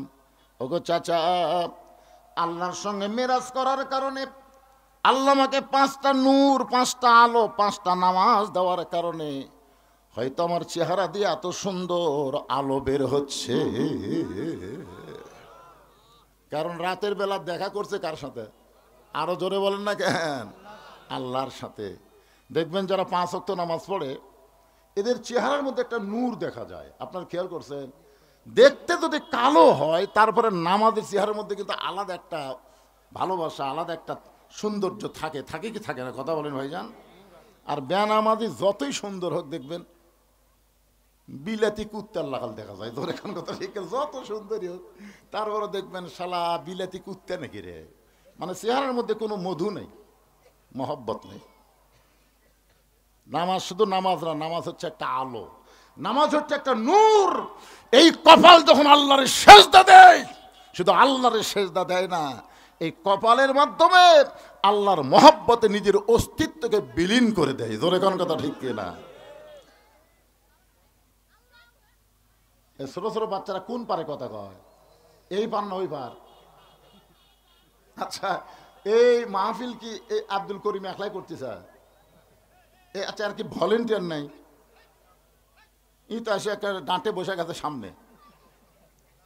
এই বাচ্চাগুলো কোন থেকে জন্ম হলো রে? সন্ধ্যার সময় মুরগি খোঁজে মেয়ে মানুষ, দেখবেন সন্ধ্যার সময় ঘরের মধ্যে মুরগি টুরগি ঠিক মতো উঠলো কিনা, দেখে তো সব মুরগি উঠছে, একটা মোরগ ওঠেনি। মেয়ে মানুষ কয় আলহামদুলিল্লাহ, কয় না, এই মোরগ কুটে গেল। কোন মুরগির প্রেমত পড়লো এক খুঁজাই বার করা লাগবে। 3-4 বাড়ি খুঁজে দেখে যে এক ঘরাত ওটাই মোরগ আর একটা মুরগির সাথে কটকট কটকট করতেছে। খপ করে ধরা কে, আমার ঘরাত মুরগি নাই। এই আমার ঘরের মুরগি বাদ দেয়, তুই অন্য ঘরাত ঢুকলি কেন? কি বুঝতেছেন? মুরগি সন্ধ্যার সময় খোঁজে, গরু ছাগল সন্ধ্যার সময় গোয়াল ঘরে উঠলো কিনা প্রত্যেকটা মরদ মানুষ কিন্তু দেখে। দেখে কি দেখে না ভাইজান? তাহলে মুরগি দেখেন সন্ধ্যার সময়, গরু ছাগল দেখেন সন্ধ্যার সময়। এখন সন্ধ্যা পার হয়ে এসার নামাজ হয়ে আসতেছে, তো এই বাচ্চাগুলো কোন জায়গাতে আছে? আর বাপ মাকে খোঁজার দরকার নাই? এরা কি গরু মুরগির চাইতো দাম কম হলো নাকি? খোঁজে না কেন?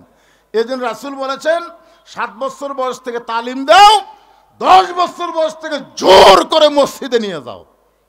তাহলে 7 বছর থেকে যদি আপনার বাচ্চাদের তালিম দিবার পারতেন, ওরা বাইরে চিল্লাচিল্লি করতো না। দিচ্ছেন না, মনে করতেছেন আল্লাহ ভালো করে দিবি, তাই না? আল্লাহ ভালো করবে। বিয়ে করে যখন বউ পাবি তখন আপনি লাত্তি দিয়ে থুইয়া শহরে চলে যাবি। জোরে কোন কথা ঠিক কিনা? ছোট ছোট বাচ্চাদেরকে আদর করে সামাল দিবেন। আদর করে যখন না হবে তখন মৃদু শাসন করার কথা ইসলামে আছে।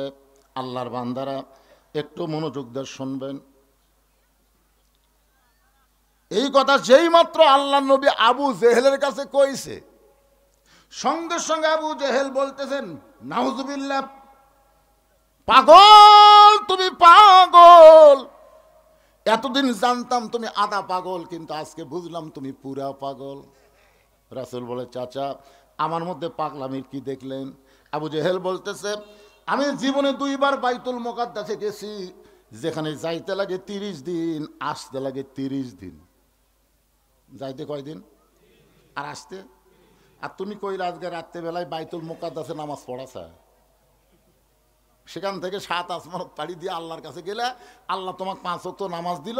সেই নামাজ রাতারাতি ফেরত এসে সকালবেলায় গাঁজা খড়ি গল্প তুমি আমাকে শুনেলে। আসলেই তুমি একটা পাগল। এই কথা বলে আবু জেহেল যখন দৌড় মারতেছে, রাসূল চিল্লায় বলে, চাচা 1000 বার আমাকে পাগল বলেন, কিন্তু আপনি দৌড়ান কেন? আবু জেহেল বলতেছে, অনেক চেষ্টা করলাম, আমার এলাকা থেকে তোকে বের করার ইস্যু পাচ্ছিলাম না। কারণ কিছুদিন হলো আমি খেয়াল করে দেখতেছি আমার বাড়ির দিকে সবাই থুতু দেয় আর তোর বাড়ির দিকে সবাই সালাম দেয়। আমি কিছুদিন হলে মানুষজনকে দেখতেছি এই রাস্তাতে যাওয়ার সময় আমার বাড়ির থুতু দেয় আর তোর বাড়ির সালাম দেয়। কি মনে করতেছেন? আমার কাছে তোর বাড়ি, আপনার যারা হজ করছেন তারা দেখেননি, আবু জেহেলের বাড়ি আর নবীর বাড়ি কিন্তু একসাথে লাগানা। বর্তমানে আবু জেহেলের বাড়ি হচ্ছে বিশাল পায়খানা, আর আল্লাহ নবীর বাড়ি হচ্ছে কি লাইব্রেরি। কিছুদিন আগে সাবেক প্রধানমন্ত্রী হাসিনার একটা কল রেকর্ড ফাঁস হয়েছিল, আপনারা শুনছেন? বলতেছে আমাকে কেন্দ্র অফিসের খবর কি, তখন বলতেছে পেশাব পায়খানা। মানুষজন তো কেউ যায় না, কেউ যদি যায় পেশাব করবার যায়, পায়খানা করবার যায়। কি বুঝতেছেন? নমুনা কিছুটা বোঝা যাচ্ছে না? বুঝতে পারতেছেন না আপনারা? হ্যাঁ, আবু জেহেল ইস্যু খুঁজতেছিল, আমার বাড়ির দিকে থুতু দেয়, তোমার বাড়ির দিকে সালাম দেয়, এত ভালো মানুষ, আমার বাড়ির কাছে আমি থাকতে দেব না, তাড়ায় দিব, কিন্তু ইস্যু পাচ্ছিলাম না। আজকে যখন পাইছি, এক দৌড়ে হযরত আবু বকরের বাড়ির দরজায়, সকালবেলা আবু বকরের দরজায় গিয়ে ডাক দিছে, আবু বকর, আবু বকর, তুমি বাড়িতে আছো কিনা? হযরত আবু বকর চমকে গেছে, এত বড় নেতা এই সকালবেলায় আমার বাড়ির দরজায়, মনে হয় নেতা ভোটর দাঁড়াচ্ছে। দেখবেন বড় বড় নেতারা সাধারণ মানুষের দরজার যখন আসবে, তখন বুঝবেন কে রে, 5 বছর শেষ হয়ে গেছে। এরা কিন্তু সহজে আসে না, এরা আসে 5 বছর পর পরে। জোরে কোন কথা, ঠিক কথা কন না কে? আর আল্লাহর কোরআনের নেতা যারা হবে, এরা কোনো সময় সংসদে বসার চান্স পাবে না। দিনের বেলা রাতের বেলা ঘুরে ঘুরে মানুষের দুঃখ কষ্ট তারা দেখবে, তাদের সামনে আল্লাহর কোরআন এসে বলবে, ইয়া আইয়ুহাল্লাযীনা আমানুত্তাকুল্লাহা হাক্কা তুকাতিহি ওয়া লা তামুতুন্না ইল্লা ওয়া আনতুম মুসলিমুন। কি? আর কোন ব্যক্তি যদি সারা জীবন নামাজ রোজা সব ইবাদত করেছে, কিন্তু মরার সময় জবানে কলমা উচ্চারণ হলো না, তোমরা বুঝা নিও তার একটা ইবাদত আল্লাহ কবুল করেনি। নবী নিজে গেলেন, আলকামার মাথাটা নবী নিজের উরাতের উপরে নিলেন। আলকামা হচ্ছে বদরি সাহাবী, ধরে কারণ সুবহানাল্লাহ, বদরি সাহাবী। ইয়ার কি করতেছে? নবী আমার কপালে চুম্বন দিয়ে বললেন, আলকামা বলো লা ইলাহা ইল্লাল্লাহ, লা ইলাহা ইল্লাল্লাহ। বললেন সাহাবীরা, রে তোমরা জিকির করো। আলকামার সামনে কোনো শব্দ বলা যাবে না, শুধু একটাই শব্দ হবে, লা ইলাহা ইল্লাল্লাহ। নবী কপালে চুমা দেয়, আলকামার ঠোঁটে চুমা দেয়, আর বলো লা ইলাহা ইল্লাল্লাহ। আলকামা আবল তাবল কথা কয়, কিন্তু কলেমা উচ্চারণ করে না। নবী ডাক দেবেন, আলকামার বাড়িতে যাও, কে আছে খবর দাও, যদি থাকে আমার দরবারে নিয়ে আসো। সাহাবীরা আলকামার বাড়ি পর্যন্ত গেলেন, খবর পাইলেন তার একটা বৃদ্ধা মা এখনো দুনিয়ায়। ডাকতে বললেন, মাগো, আপনার আলকামার কোনো ব্যবহারে কি আপনি কষ্ট পাইছেন? আলকামার জন্য কি আপনি কোনো গড় দোয়া করেছেন? মা বলতেছে, বইয়ের বুদ্ধি শুনে আলকামা একদিন আমাকে ধাক্কা মারছিল, বইয়ের কথা বিশ্বাস করে মাকে বিশ্বাস করেনি, আমারে ধাক্কা মারছে, আমি পড়ে গিয়ে বলছি তোর শাস্তি আল্লাহ দিবে। সাহাবীরা বলতেছে, চলেন নবীর কাছে। আলকামার মাকে নবীর দরবার আনা হলো। নবী বললেন, মা, আলকামাকে মাফ করে দাও। মা বলতেছে, এত কষ্ট দিছে বইয়ের কথা শুনে, আমি আলকামাকে মাফ করব না। রাসূল বললেন, তাহলে তোমরা আগুন আর খড়ি একত্র করে আগুন লাগাও, আলকামাকে আগুনে পুড়ে ছাই করে দাও। যে আলকামার মুখে সব কথা উচ্চারণ হয়, কলেমা উচ্চারণ হয় না, সে মরে গেলে তো জাহান্নামী হবে। খামাকে দুনিয়াতে তাকে দাফন করে কি হবে? পুড়ে ফেলো। আগুন আর কাঠ একত্র করে যখন আগুন জ্বালাবে, আলকামার মা চিল্লায় বলে, আমার সন্তান, আমার সন্তান দুনিয়াতে আগুনে পুড়াবে, আমি সহ্য করব না, আমি আমার সন্তানকে মাফ করে দিলাম।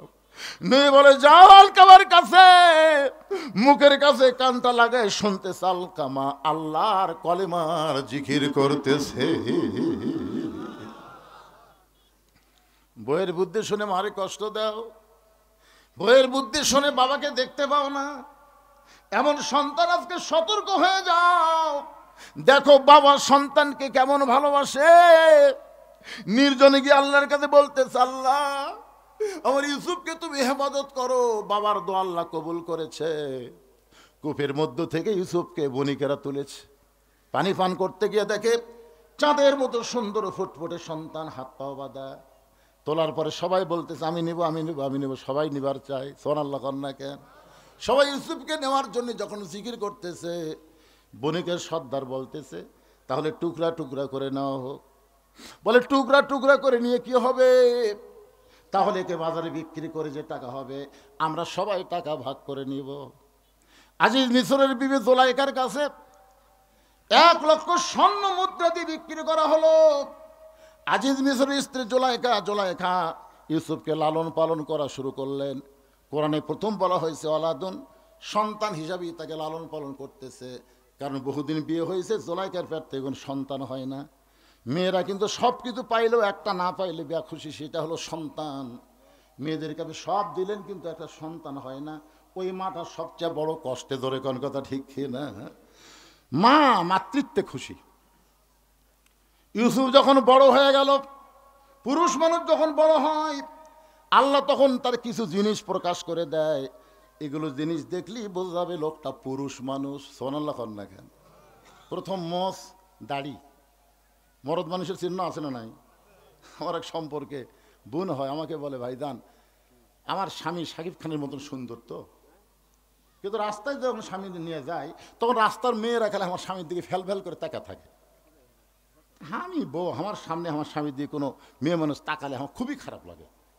আমার স্বামী আমি একলাই দেখবো, কোনো মেয়ে যেন না দেখে। কোনো দোয়া আছে? আমি বললাম একটা দোয়া আছে, তোমার স্বামী চাচা বানাও। যেই কইছি চাচা বানাও, কথার বুঝবার পারেনি। হুজুর আপনি একটা আলেম মানুষ, আপনি একটা কথা বলেন স্বামী চাচা কবার, এ তো চাচা কবার করছি, তাই চাচা বানাবার করছি রে। এমন কিছু তোর স্বামীকে করবি সবাই যেন চাচা কয়।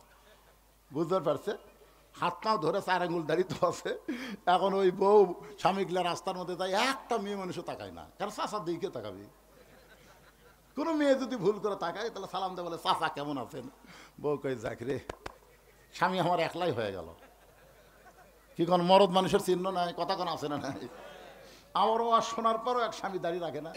আমাকে এক মেয়ে বলে হুজুর এইরকম তো আপনি যতই দাঁড়িয়ে ওয়াজ করেন আমারটা রাখতেছে না। আমি বলে এখন তোমাকে ওয়াজ করা লাগবে। কি ওয়াজ? আমি শিখে দিলাম।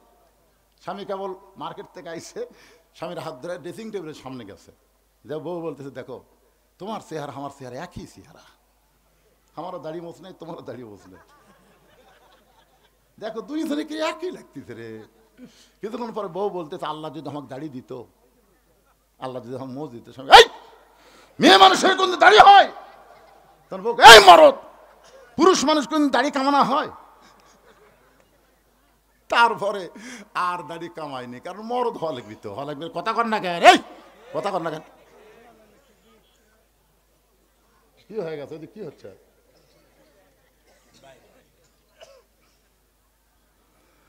আল্লাহর বান্দার একটু মনোযোগ দিয়ে শুনবেন। ইউসুফের দিকে তাকায় জুলাইখা দেখতে পাই পুরুষ মানুষ। সুবহানাল্লাহ।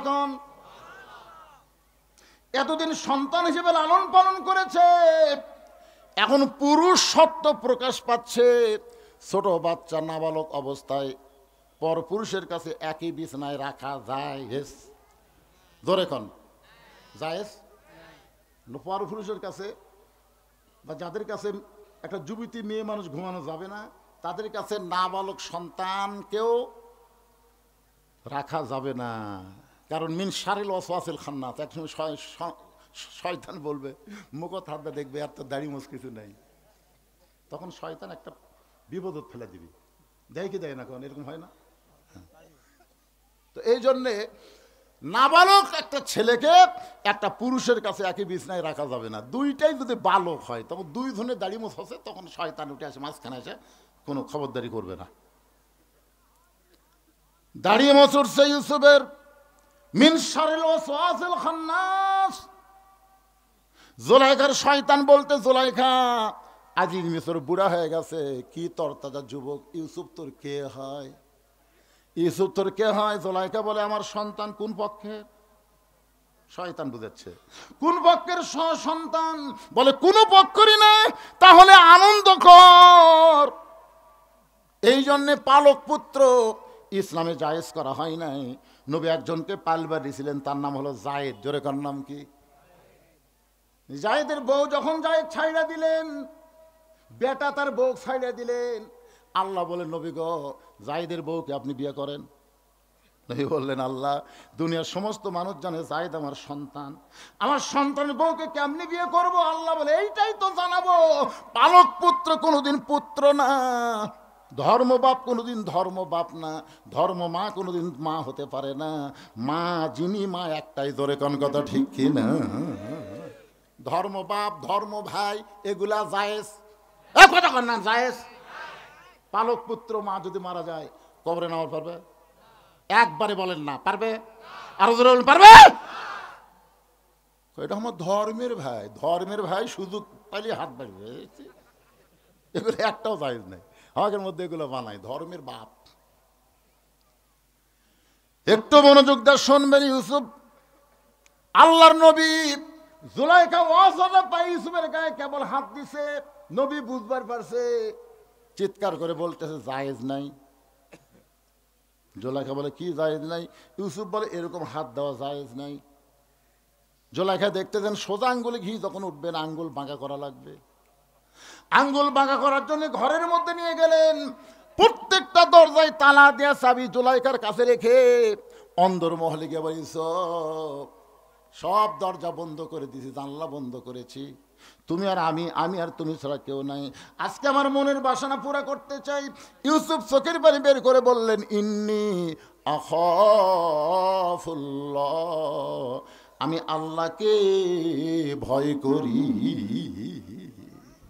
সোনালা ধরে কর না কেন? দরজা জানলা বন্ধ করে অকাম করতেছেন, মনে করতেছেন বাপ ঘুমাচ্ছে মাও ঘুমাচ্ছে, দরজা জানলা বন্ধ। এখন যদি অশ্লীল ভিডিও দেখি, দেখবি কে রে? কেউ না দেখলেও কে দেখে? আরো জোরে। জুলাইখা বলতেছে দরজা জানলা বন্ধ, ইউসুফ নবী বলতেছেন আমি আল্লাহকে ভয় করি, কেউ না দেখলেও আমার আল্লাহ দেখবে। জুলাইখা জোর করে যখন অন্যায় করতে চায়, ইউসুফ নবী মারছে দৌড়। জুলাইখা বলে লাভ নাই, কারণ তালা মারছি, চাবি আমার হাতত। চাবি কার হাতত? জুলাইখা বলে চাবি আমার হাতে, দৌড়ায় কোনো লাভ নাই।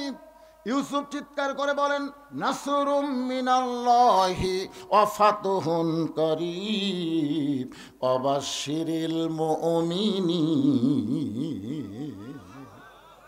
চাবি ছাড়াই তালাগুলো খুলে যায়, সমস্ত দরজার তালা অটোমেটিক যখন খুলে যায়, শেষ দরজায় জুলাইখা এক দৌড়ে গিয়া ইউসুফের পিছনের কাপড় খামচে ধরছে। এত চেষ্টা করে মনের বাসনা পুরো করবো, তুই করতে দিবি না, তখন আমি ছাড়বো না। ইউসুফ আল্লাহর ভয়ে জামা ছিঁড়ার কথা চিন্তা না করে যখন চলে গেছে, জুলাইখা দেখলো এত কিছু করার পরে যখন ইউসুফকে বসে আনতে পারলাম না, তখন চলে গেছে রাজ দরবারে। আউলা ঝাউলা চুল, মেয়ে মানুষ ইচ্ছা করলে সই পারে না। কারেন্টের ফ্যান বন্ধ করে দিয়ে স্বামীকে বাতাস করতেছে। স্বামী কয় কে গো, কারেন্ট নাই? আছে তো, কারেন্ট থাকতে তুমি তাল পাকা দিয়ে বাতাস করো। বলে কারেন্টের ফ্যানই তো আমার সতী, ওই আমাকে জান্নাতের যাওয়ার দিবি না, এই জন্য বন্ধ করেছে, আপনাকে বাতাস করে আমি জান্নাতের যাওয়ার চাই। স্বামী কয় আল্লাহ রে, একটা বউ পাচ্ছি রে। কিছুক্ষণ পরে ডান হাতে বাতাস করে, বাম হাত দিয়ে স্বামীর চোখের ভুরু টানতেছে, কপাল টিপতেছে। স্বামী কয় আরে এত খেদমত, কিছুক্ষণ পরের দিকে কান দিচ্ছে। স্বামী কয়েছে কি হয়েছে? ওই না কান্দো কে? কান্দার কারণ হলো তোমার বুড়া বাপ, তোমার বুড়ি মা আমার কলজা জ্বলে গেছে। তুমি যখন ব্যবসা করবার যাও, চাকরি চাও, অফিসে যাও, তখন এই বুড়া বুড়ি আমার খালি থবে। এত কষ্ট করে আমি কেমনে আছি কলজা তুমি জানো? তাই কয় আর বাতাস করে। কলজা এই বুড়া বুড়ির সাথে যদি তুমি থাকবার চাও, তাহলে আমার বাপের বাড়িতে পাঠিয়ে দাও। আর যদি আমাকে সোনার সংসার করবার চাও, সোনার, তাহলে ওই বুড়া বুড়ি বাদ দিয়ে আমাকে ভিন্ন হওয়া লাগবে। তুমি কি কবা কও, অমা আলাইনা ইল্লাল বালাক, মানে আমার যা ওয়াজ আছে তোমাকে শুনালাম, এখন তোমার ওয়াজ কি? সঙ্গে সঙ্গে স্বামী লাভ দিয়ে উঠছে, ওয়াসাইনাল ইনসানা বিওয়ালিদাইহি ইহসানান হামালাতুহু উম্মুহু, জোরে কোন আল্লাহু আকবার। লাভ দিয়ে উঠছে। বউ কই কি হলো, লাভ দিয়ে উঠলেন কেন? কই তুই কি ব্যাগ টুক গোছাছু না গুছা দেবো? ব্যাগ গুছা দিবেন মানে তুই বাপের বাড়ি যাবো না? তো বাপের বাড়ি যা, তোর তো বেশিক্ষণ থোয়া যাবে না, তুই আল্লাহর গজব। আমার বাপ মায়ের বিরুদ্ধে কথা বলিস, তুই তো গজব, তোর তো বেশিক্ষণ থোয়া যাবি না রে। যা যা, খালি নয় তো 3 তালাক দে ফাটা মরে যা। তুই কোন গাড়ির যাবো? তালাকের গাড়ির ছেড়ে বাপের বাড়ির যা। বউ দৌড়ে এসে স্বামীর পা ধরে বলতেছে আপনাকে পরীক্ষা করলাম, আপনি আসলে আল্লাহর ওলি। এবার ওলি হাসা একটাবার খেয়াল করে দেখো তোমার বাপের জন্য কি করতেছে, তোমার মার জন্য কি করতেছে, আর তার মায়ের জন্য তার বাবার জন্য তুমি কি করলে। বাংলাদেশ 80% জামাই তার শ্বশুর শাশুড়িকে ভালোবাসে, বাংলাদেশ 20 জন বৌমা তার শ্বশুর শাশুড়িকে ভালোবাসে না। ধরে কথা কর না কেন? এটা আমার বাপের, এটা আমার মায়ের, এটা আমার ভাইয়ের, খালি তোর 14 গোষ্ঠীর গল্প করিস কারা। আমাদের আগামী 2 তারিখে 5 মেলা হবে, আমার বউ আমাকে বলতেছে আমার এইগুলা মোবাইল করেন 3-4 বার করে, আমি করবো না। কেন? তুই তো একটা বার আমার গুলার কথা কইস না। তোর গুলার কথা ঠিকই কস। মরদ মানুষ একটু চালাক হওয়ার দরকার আছে না? দরকার আছে না? নাই আলা ভোলা কালা জোলাই খায় এক দৌড়ে রাজ দরবারে, চোখের পানি নিয়ে কান্দের বলে একটু চেষ্টা করার কারণে বাঁচলাম, নসেদ আজকে পড়ে গেছিলাম। সমস্ত বিচারক বলে মা কি বিপদ? বলে ইউসুফ আমাকে ধর্ষণ করবার চাইছিল, ইউসুফ আমাকে ধর্ষণ করবার চাইছিল, বহু চেষ্টা করে ইউসুফের হাত থেকে আমার ইজ্জতকে আমি বাঁচাইছি। সমস্ত বিচারক বলতে মা কোনো টেনশন করেন না, অবশ্যই ইউসুফের বিচার হবে, কোনো টেনশন করেন না, অবশ্যই ইউসুফের বিচার হবে। আপনারা বলেন তো, জোলাইখা অভিযোগ করলো আর বিচারপতিরা বলল অবশ্যই বিচার হবে। এখানে তদন্তের দরকার আছে না নাই? যখন আছে না নাই? তদন্ত ছাড়াই বিচার। একটু মনোযোগ দিবেন। আমাদের বাংলাদেশে 15.5 বছর খালি থানাত অভিযোগ দিছে, তদন্ত না করায় সমান তালে বিএমপি জামাতের লোকজন ধরছে। তোর এখন কথা ঠিক না? ময়নাটিয়া বউলে শুতিছে, বউলে কেবল শুতিছে, ইতিমধ্যে পুলিশ। ও বাবা রে, আমরা যদি এখন কিছু একটু বিরুদ্ধে কই, অনেকে কই হুজুরা ফেলে কাম পাইনি। এই কাম পাইনি মানে বাড়ি থাকতে দেয়নি, আলুর বাগুরের মধ্যে ঘুম পাড়া লাগছে। দরকার কথা ঠিক কিনা? কত কষ্ট করলাম, আর 2-1 কথা অ্যাঙ্গেলে বললি তোর কি কলটা বাজে কেরা? কি অভিযোগ, খালি অভিযোগ দিলে হবে, কোনো তদন্ত নেই। পরের দিন সমস্ত বিচারকেরা ফাঁকা জায়গায় বিচার করার জন্য ইউসুফকে হাজির করা হয়েছে। ইউসুফকে হাজির করে বিচারকের প্রধান বিচারপতি বলতে, ইউসুফ যে তোমাকে মায়ের মতন লালন পালন করলো, আজকে তুমি যুবক হয়ে তার সর্বনাশ করবার চাইলা, এটা কেমন কথা ইউসুফ? এইটা কেমন কথা? যত মানুষ বিচার দেখবার আইছিল সব ইউসুফের দিকে তাকায় চিন্তা করে, এ ভালো মানুষটা কোনোদিন এই অন্যায় করতে পারে? সাইদি হুজুর নারী নির্যাতন করতে পারে, ধর্ষণ করবার পারে, মানুষ খুন করবার পারে? এই ভালো মানুষটা, এই ভালো মানুষ, কি সুন্দর চেহারা, কি সুন্দর দাড়ি, কি সুন্দর মাথায় টুপি, সবসময় বউকে কোরআন নিয়ে আদালতে যেত। জোরে কোন কথা ঠিক কিনা? এই মানুষটা। সমস্ত লোকে ইউসুফের দিকে তাকায় দেখে এই মানুষটা জুলাইখাকে ধর্ষণ করবে। চেহারা সুরত দিকে আমাদের বিশ্বাস হয় না, কিন্তু কি করবে, জবান বন্ধ। স্বৈরাচারের কাছে মানুষের জবানের কোনো দাম নাই। ধরে কোন ঠিক কিনা? কি বলবে? সবাই ফ্যাল ফ্যাল করে তাকাস। সবাই জানে এই মানুষটা কোনোদিন এই অন্যায় করতে পারে না, এই ধর্ষণের মতন কাজ এই মানুষ কোনোদিন করতে পারে না, এটা সবাই বিশ্বাস করে, কিন্তু জবান খুলতেছে না। কেউ যখন জবান খোলে না, এমন সময় মায়ের স্তনের দুগ্ধ পান করতে করতে 2.5-3 বছরের একটা বাচ্চা বলতেছে, কে রে? ইউসুফকে তোমরা বিনা তদন্তে শাস্তি দেবার চাও? তদন্ত করে দেখো, জামার সামনে যদি ছিঁড়ে যায় তাহলে বুঝবা ইউসুফের দোষ। কারণ ইউসুফ জোলাইখাকে ধরবার চাইছিল, জোলাইখা বহু কষ্ট ইউসুফ থেকে ইজ্জত বাঁচাইতে, তাহলে জামার সামনে ছেঁড়া হবে। আর যদি পিছন দিকে জামা ছেঁড়া হয় তাহলে বুঝবা জোলাইখার দোষ। কারণ ইউসুফ অন্যায় করবে না, জোলাইখা জোর করে করাবে। তোমরা তদন্ত করে দেখো। সমস্ত বিচারক বলে, কে কথা কয় রে, কে কথা কয়? এই বর্তমান স্বৈরাচারীর যুগে কথা বললে তার ভয়। কথা কে কয় রে? এত মরদ কে হলো রে? তদন্তের কথা কয়। মা বলতেছে এটা বড় মানুষ না, শিশু বাচ্চা, কি করবেন, মেরে ফেলে দেবেন না কি করবেন? স্টেজের উপরে নিয়ে যাওয়া হলে শিশু বাচ্চা, সবাই বলতেছে বাচ্চার কোনো দোষ নাগে তদন্ত করো। সমস্ত বিচারক তদন্ত করে দেখে জামার সামনে তো ছিঁড়া দূরের কথা, একটা ময়লা পর্যন্ত লাগে নাই, আর জামার পিছনে দেখে ছিঁড়া ছোট কালো ময়লা। সমস্ত বিচারক চোখ বন্ধ করে মনে মনে বলে ইউসুফ তুমি নির্দোষী, কিন্তু আমরা জবান খুলবার পারতেছি না রে ইউসুফ, আমরা চাপে পড়েছি। চাপত পড়ে কিন্তু এ ভালো মানুষগুলাকে ফাঁসি দেওয়া হলো। ধরে কোন কথা, কথা কন না কেন রে ভাই, কথা কন না, এখনো কথা কন না।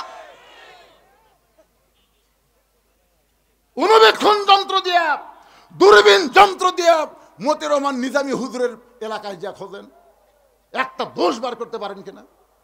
মুজাহিদের বিরুদ্ধে একটা দোষ পান কিনা?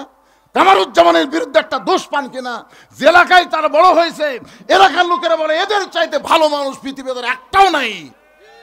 সালাউদ্দিন কাদের এলাকার যায় দেখেন। আজকে বিএনপির অনেক নেতা আওয়ামী লীগের পুনর্বাসন চাচ্ছে। সালাউদ্দিন কাদের যে অন্যায়ভাবে হত্যা করা হলো, একটাবারে সে কথা খেয়াল করে না। তোমরা বিএনপিরা জানো না তোমাদের ম্যাডামকে তার কত স্মৃতি বিজয়দের বাড়ি থেকে গলা ধাক্কা দিয়ে বের করে দেওয়া হয়েছে? ধরে কর কথা ঠিক কিনা? তোমরা জানো না তারেক জিয়াকে কিভাবে অন্যায় করা হয়েছে? যে দুইটা এতিমকে লালন পালন করলো, সে এতিমদের মাল কোনোদিন আত্মসাৎ করতে পারে না। এতিমদের মাল আত্মসাতের কারণে তার বিরুদ্ধে 5 বছর জেল দেওয়া হলো, আপিল করলে হলো 10 বছর। আপিল করলে সাজা বাড়ে। তারপরে বিএনপিরা তোমাকে মাথা ঠিক হয় না, তার মানে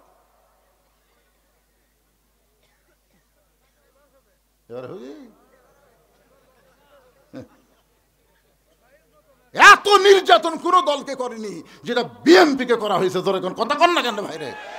একটা নেতা বাড়ি থাকতে পারে নাই, নানা ধরনের কেস, 40 কেস, 50 কেস, 100 কেস, সব ফতুর হয়ে গেছে। তারপরেও আওয়ামী লীগের নিষিদ্ধের পক্ষে আমরা না, তিনি নিষিদ্ধের পক্ষে না, তবে কুর পক্ষে। এদের সেদিন একটা উবাই উঠছিল, ইউনুস পলাছে। ইউনুস পলাটার খবর এটা কিন্তু উবাই, এটা শোনাই আওয়ামী লীগের কিছু লোক যে এক জামাতের বাড়ি, এক বিএনপির বাড়ি ভাঙিয়েছে, জানেন? উবাই শোনাই। তাহলে উবাই শুনে যদি বাড়ি ভাঙে, যদি আওয়ামী লীগ আবার আসে, তাহলে বিএনপি তোমাকে খবর কি হবে আর আমার কি হবে চিন্তা করতে।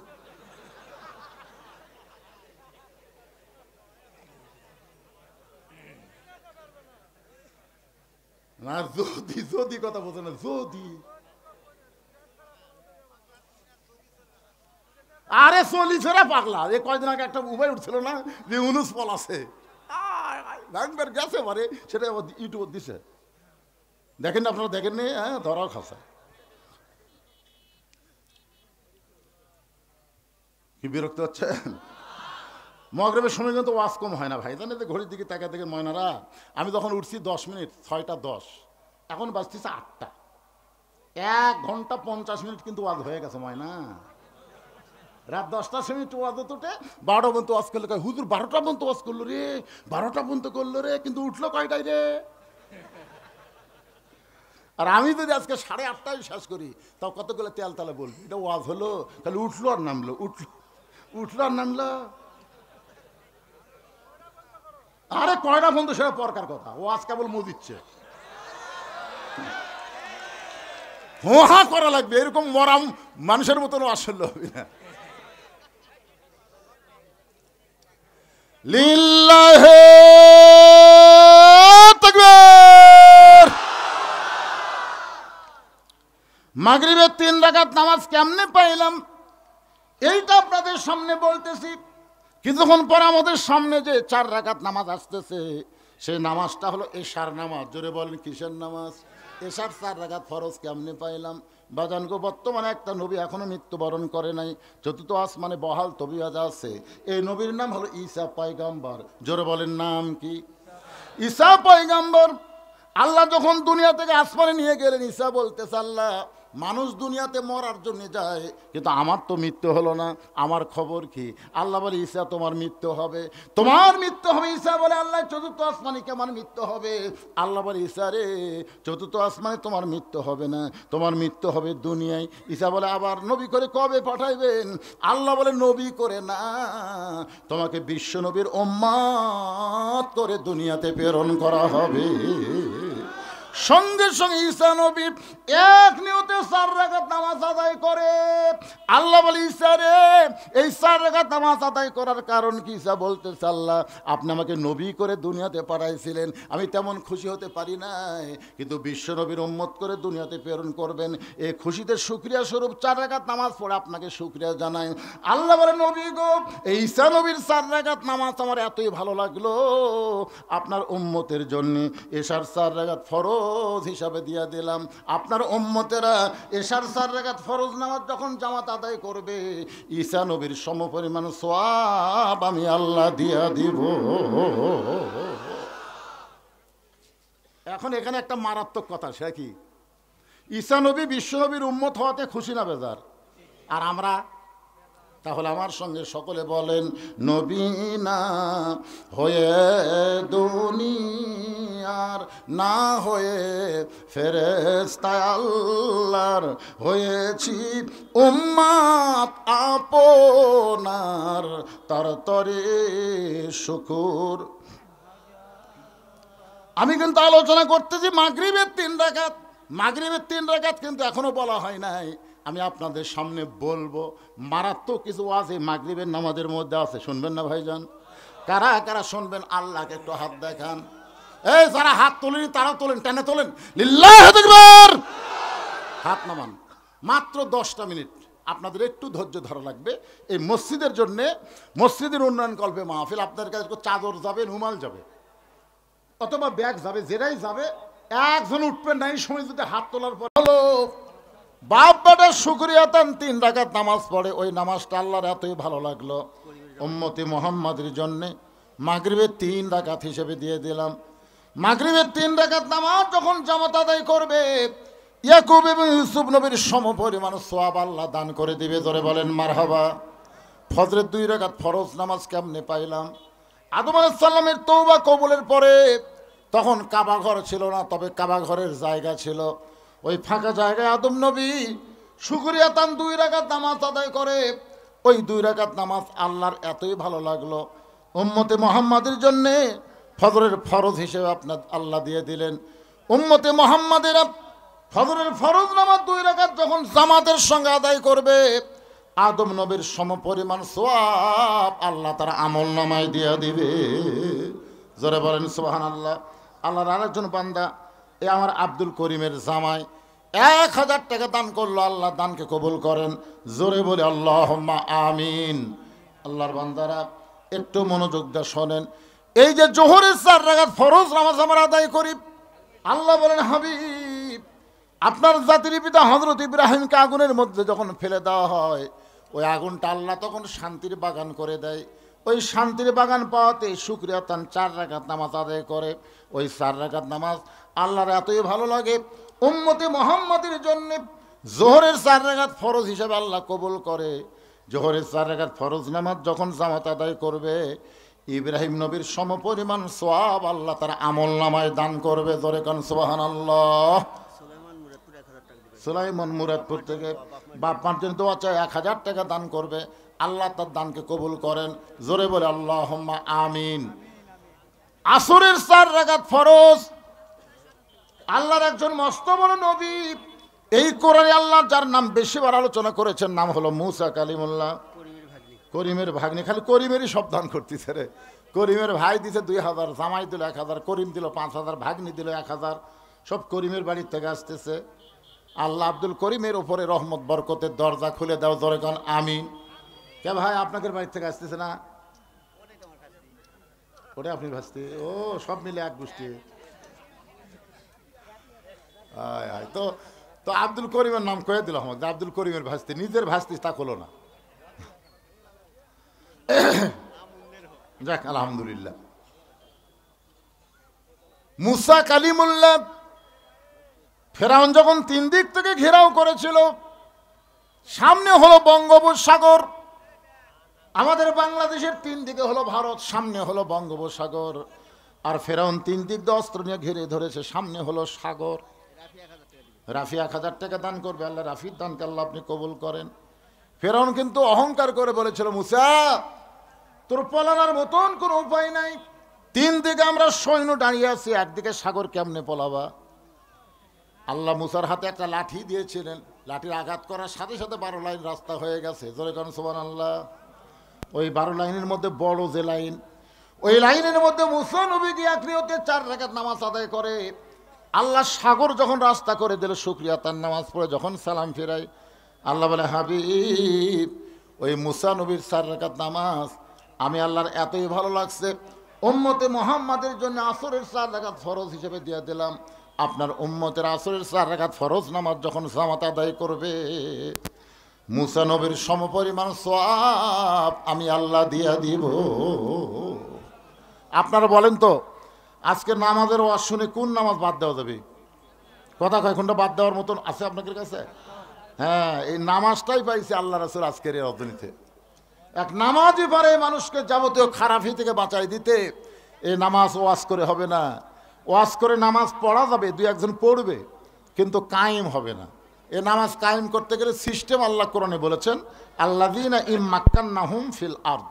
মুসলমানের মধ্যে কাউকে যখন ক্ষমতার চেয়ার দেওয়া হবে, ক্ষমতার চেয়ার পাওয়ার পরই তার 1 নম্বর দায়িত্ব হলো আকামুস সালাত, নামাজ কায়েম করা।